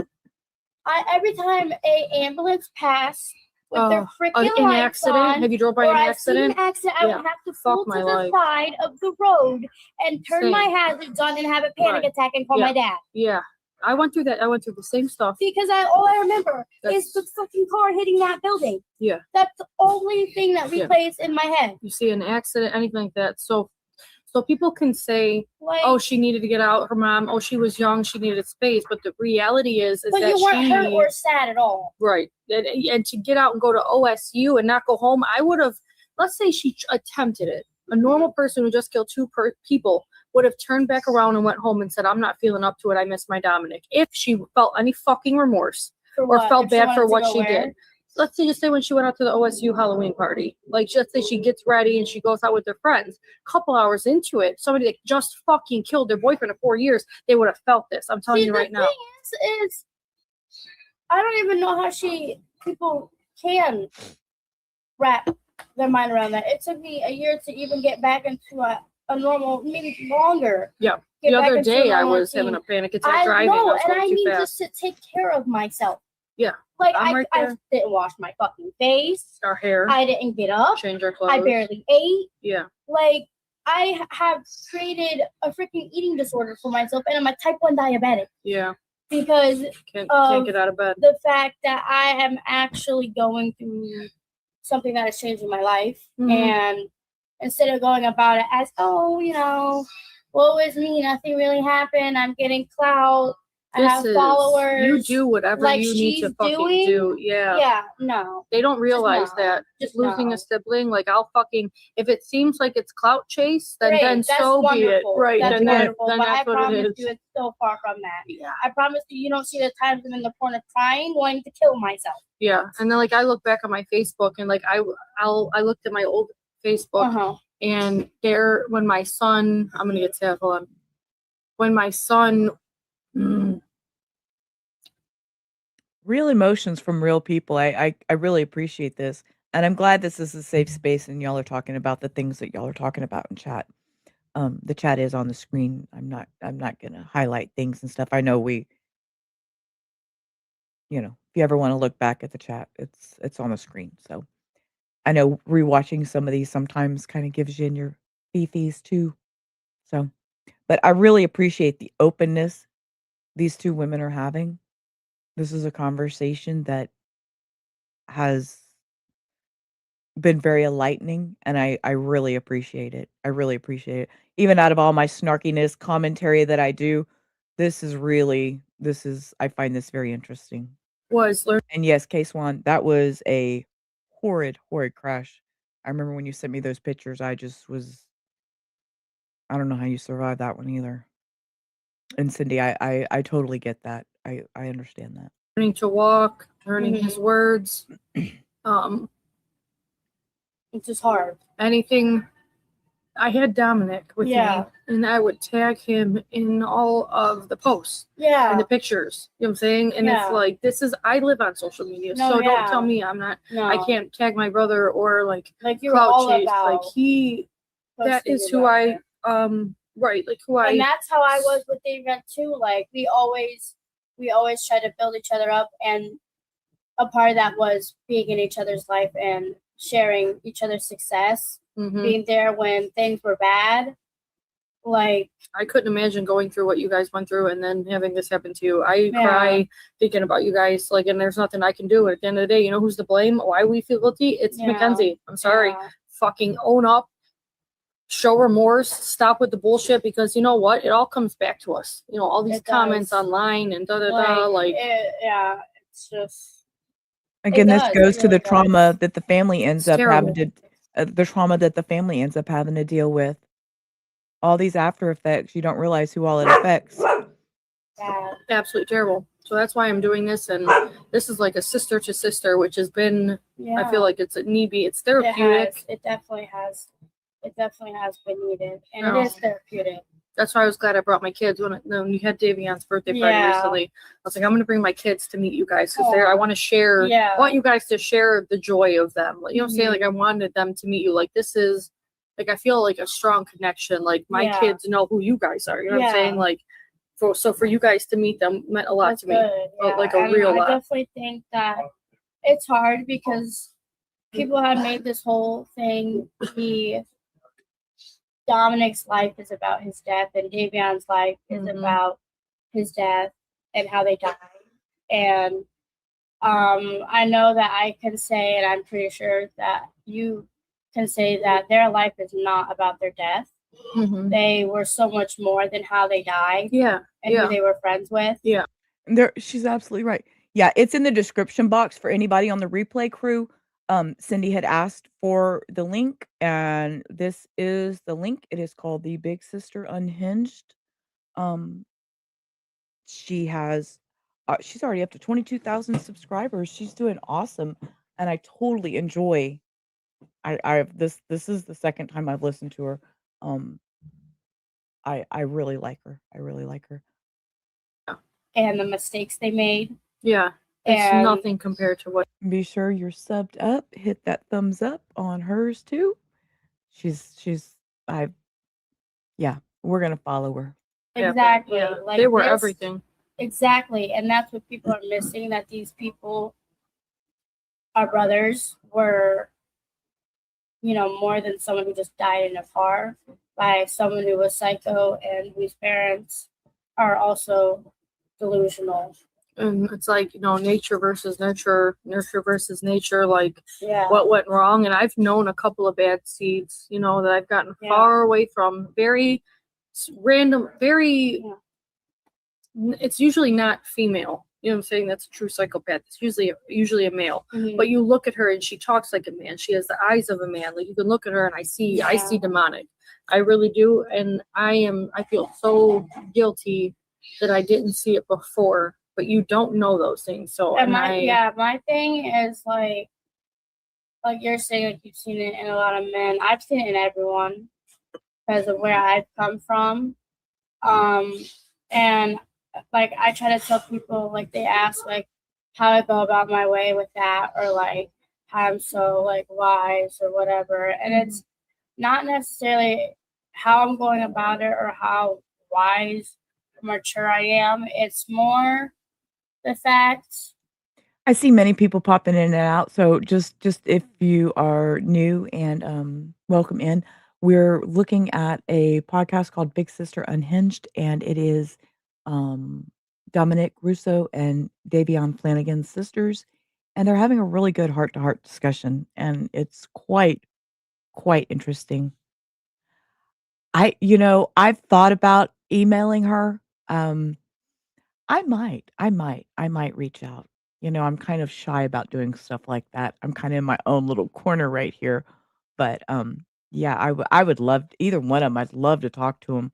Again, 'cause I go back to the mental health part of it. We do our chaos and our comedy and stuff, but this is a true heart-to-heart feeling and the mental health that's needed, you know, it's just I'm really enjoying this sisterly heart-to-heart discussion between these 2 that both have a huge loss in their life, so.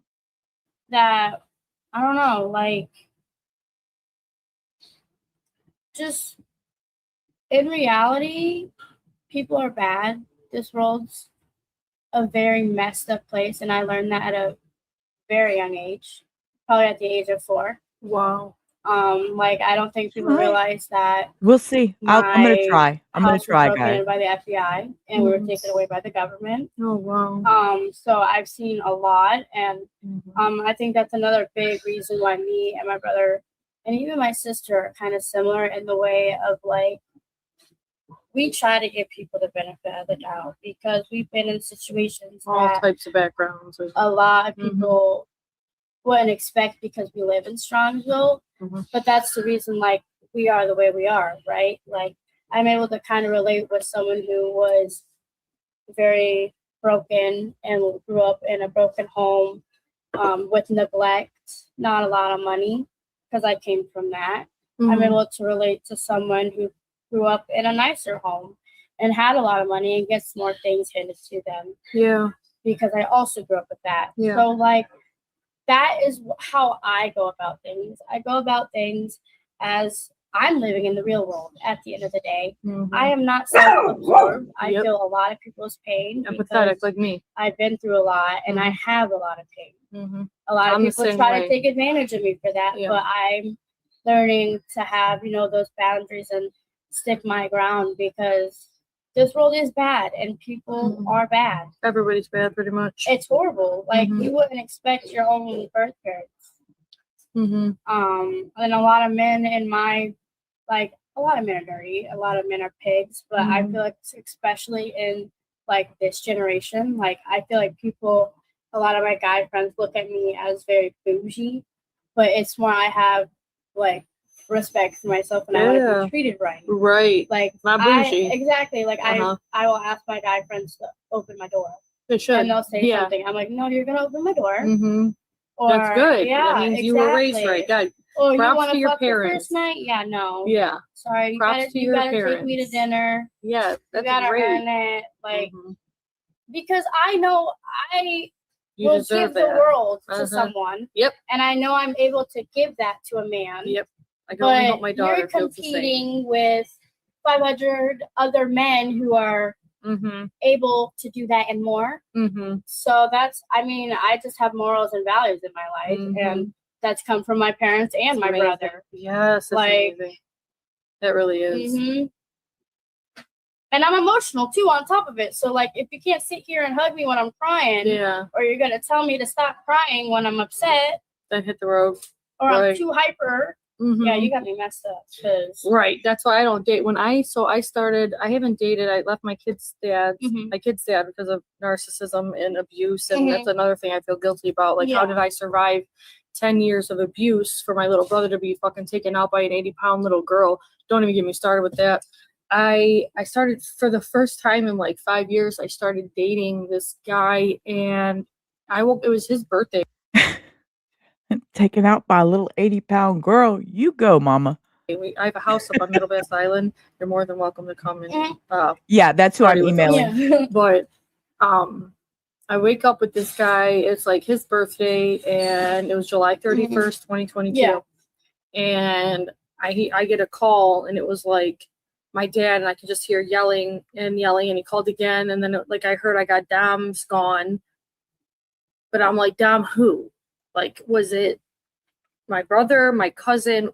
What fucking Dom? And then he refused to answer. And in the calls, you can see when the cops came to tell them, like, I'm the one calling his phone nonstop. Like, and I didn't know if it was my brother. I didn't know if it was his cousin. Like, we have other Doms. You know what I'm saying? I was so, but it was his birthday, and he was so cringy. Like, I just remember him saying, he was just like, go be with your family. You know, they need you. And I'm like, bitch, I just met you 2 weeks ago. Get the fuck out of my house. Like, I was like, I don't even want to see your face. I'm sorry. I'm sorry. You might have been a great guy, but not at that time. And he, like, as Dom passed in the funeral, like, flowers and stuff, but it was too much of like, I want to see you. And I'm like, I don't want to be near anybody. I don't want to fucking breathe myself, open my eyes, to let alone cater to somebody that I was. Oh, and I feel bad now to this day, but I was like, I don't. But at the end of the day, that's what made you where you are at now. Yeah. Yeah. You're not stuck in another shitty situation. Yeah. But I was like, no, he was trying to rush it, and I'm just like, I don't. It was. There's nothing wrong with being picky. Yeah, nuts. Or knowing what you want. There's nothing wrong with it, and people need to remember that.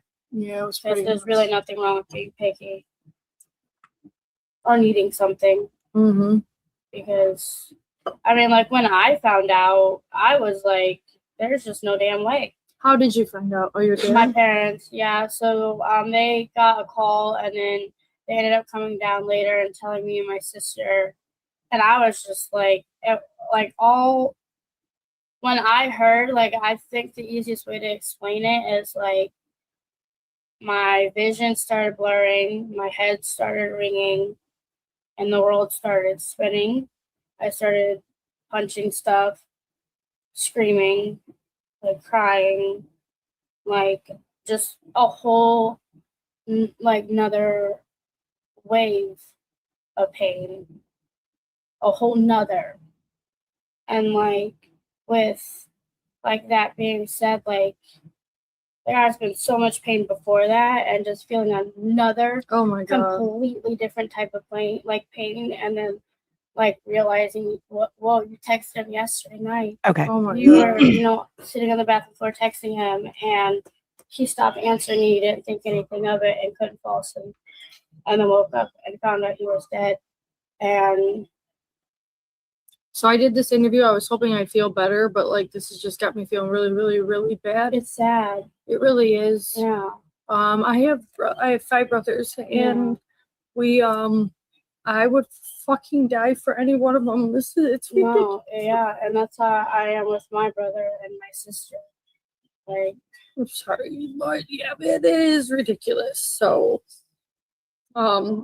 it's just, again, like, and that's how, like, I can only explain the pain because it's not even like it's one type of pain. Like, the pain comes in waves. over 500,000 Yeah. different things in different ways and different waves. Yeah. in That's what I different mean. I could talk about this situations. all day, and then And I'm curious as, she talks about disassociation when it comes in waves like that, you know, being somebody that has dealt with DID before, or anyways, it makes sense how she's talking and dissociating because it comes in waves, and that's a way of dealing with it. one thing, like all the time, like this, Triggers. I'm like, wait a You minute, know I'm gonna that, cry. yeah. Triggers. Literally, I'll be talking for an hour, and I'm like, wait a minute, this whatever's happening right now, it's coming out. I'm crying, and I'm like, Yeah. okay, but hold on, I'll bring it Yeah, back. I agree. Like, Hold let me go on. back. No, yeah, like, Yeah. but like, again, like, I think It a does big taste thing fun. that has helped me is have been getting help with like my mental state of mind and how I go about things before all of this. And I have been suicidal and tried to attempt suicide a couple of times before all of this. Really? And was in a hospital. Has it gotten worse since Davion's been gone? So the way I'm able to look at it now is it's kind of crazy because when Davion died, right, when he first died, I kind of felt in a fog. The last 4 years of my life, a lot of it is a fog, and I don't really know what I did with myself or how I did it. But I was, with that being said, getting help with different therapists, different type of counseling, different medication, just being at home, dealing with what I needed to deal with, and then including Much respect to the honesty of this young lady because a lot of people, young adults her age, would never admit any of this. Never. So kudos, sweetie. being, having a medical, chemical imbalance, and then also being, diabetic and having to worry about the physical, my physical and my health. It's at first, I'd say the past like 3 years, it was never, I want to die. I don't want to do it anymore. It was definitely hard. It was definitely just again like a whole nother level of pain and almost something you have to kind of cope with, even though it's never really coping. It's Right. just being able to breathe through it and day by day. Yeah, and kind of get whatever across that day, because there are those setbacks. But I'd say most recently, it's been more of I don't want to be here, and I think that's because the past 4 to 5 years of my life, I've been in a relationship with someone. So I'm on my own now, and it's like okay, yeah, and it's not necessarily that I want to die, so it's kind of hard to explain to people because it's but she's saying she wants to kill herself. She's upset. She doesn't want to be here in those situations.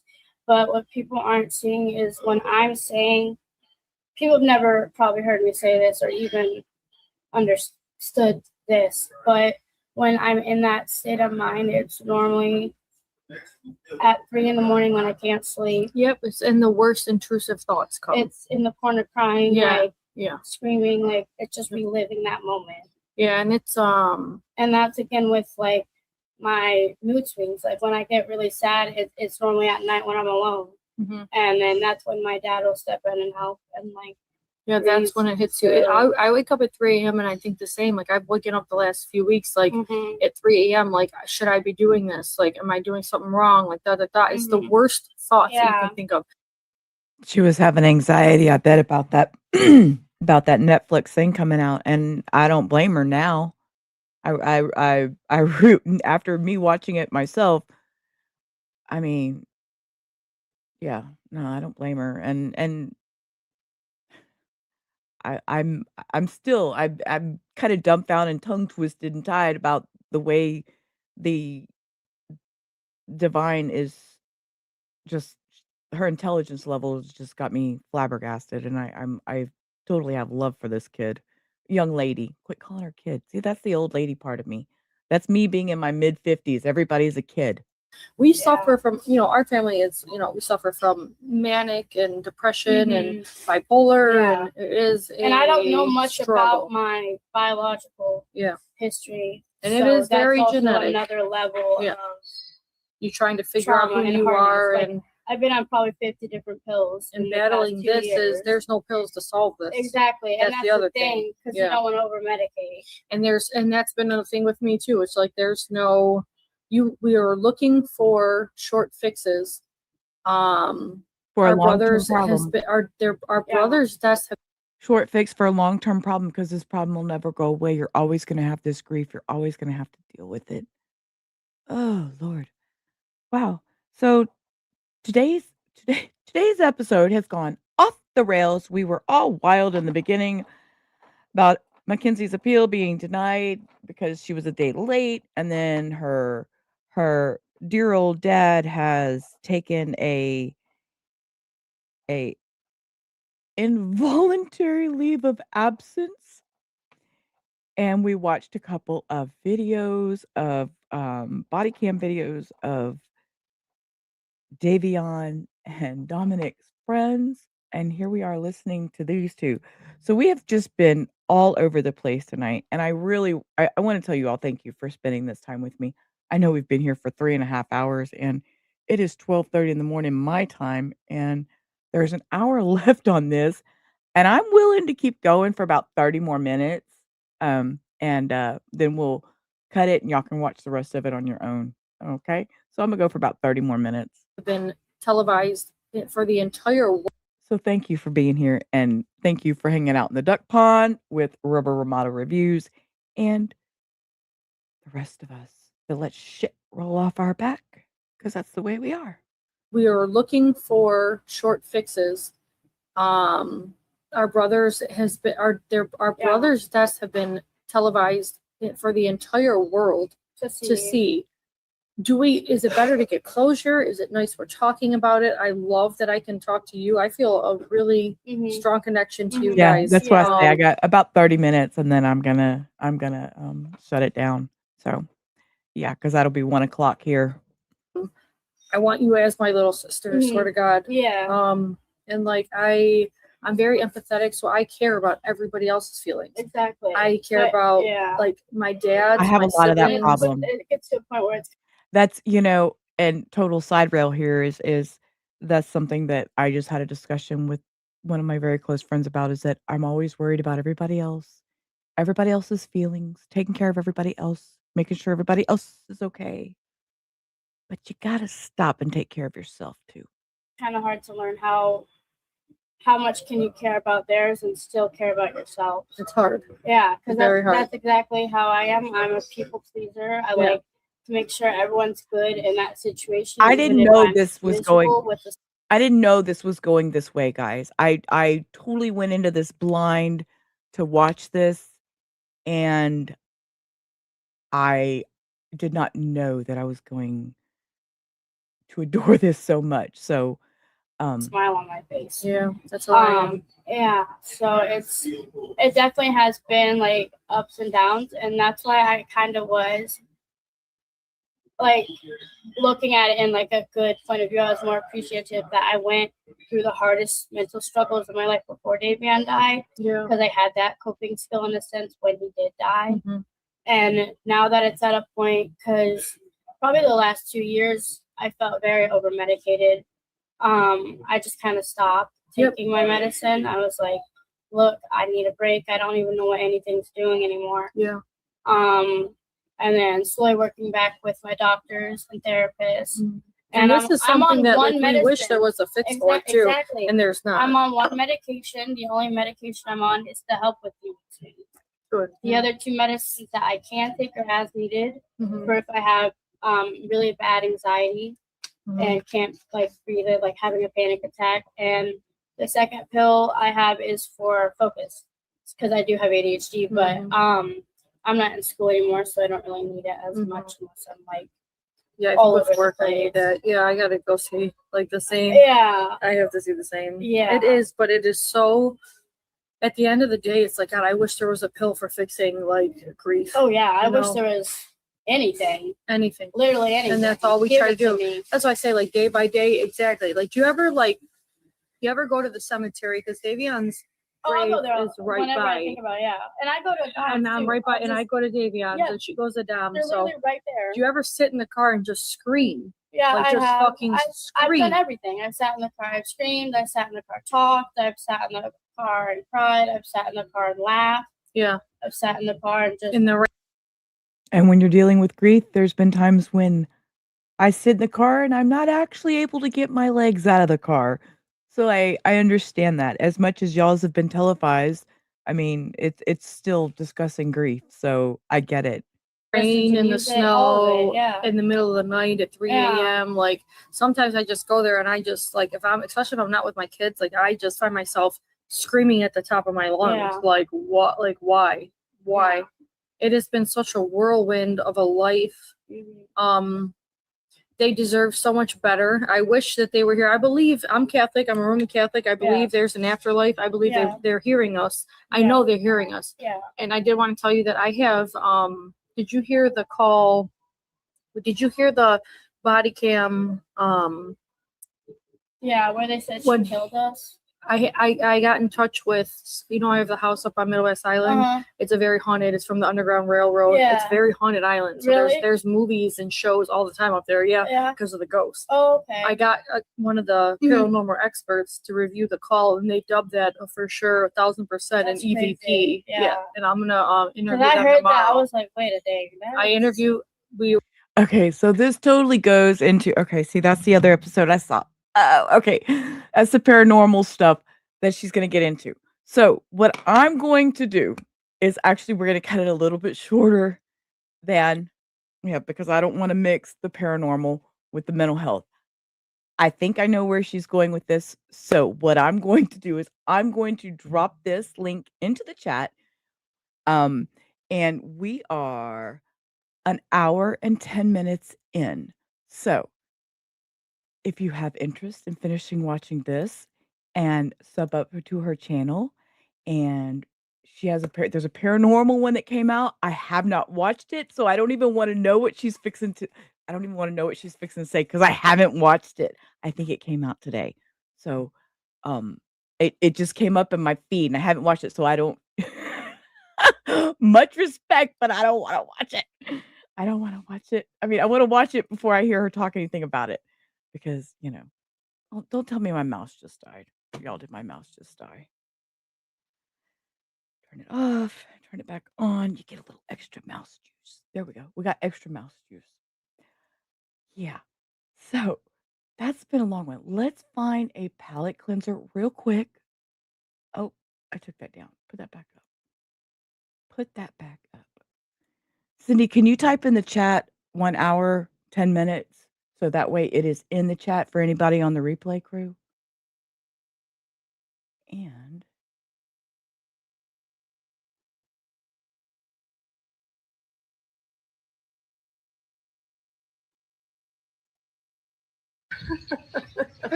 palette cleanser. He broke the TV!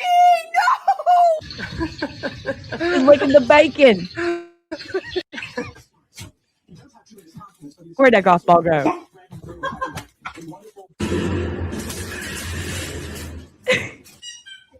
No! Takes the big palm tree. It's gonna be awesome. Can't wait. Just don't even Thank you, Case One.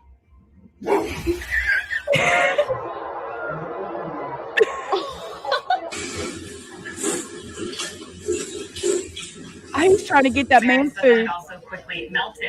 A live look outside right now where we do Where'd that have puppy go? No, that's fine. Case One, I don't mind. I'm just telling Cindy everything. Oh, he wanted frozen puppy.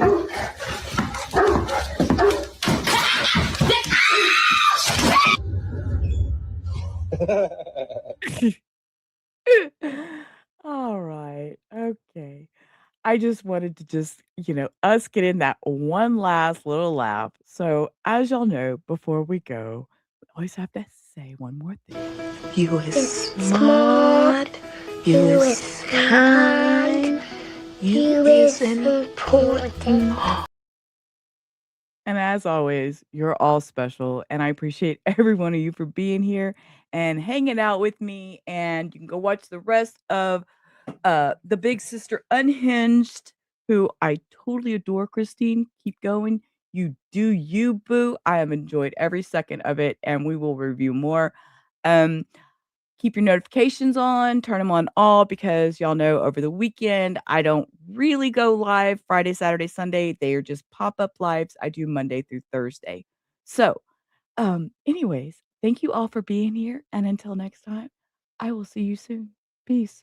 Rubber out. Y'all have a great rest of your night. Bye.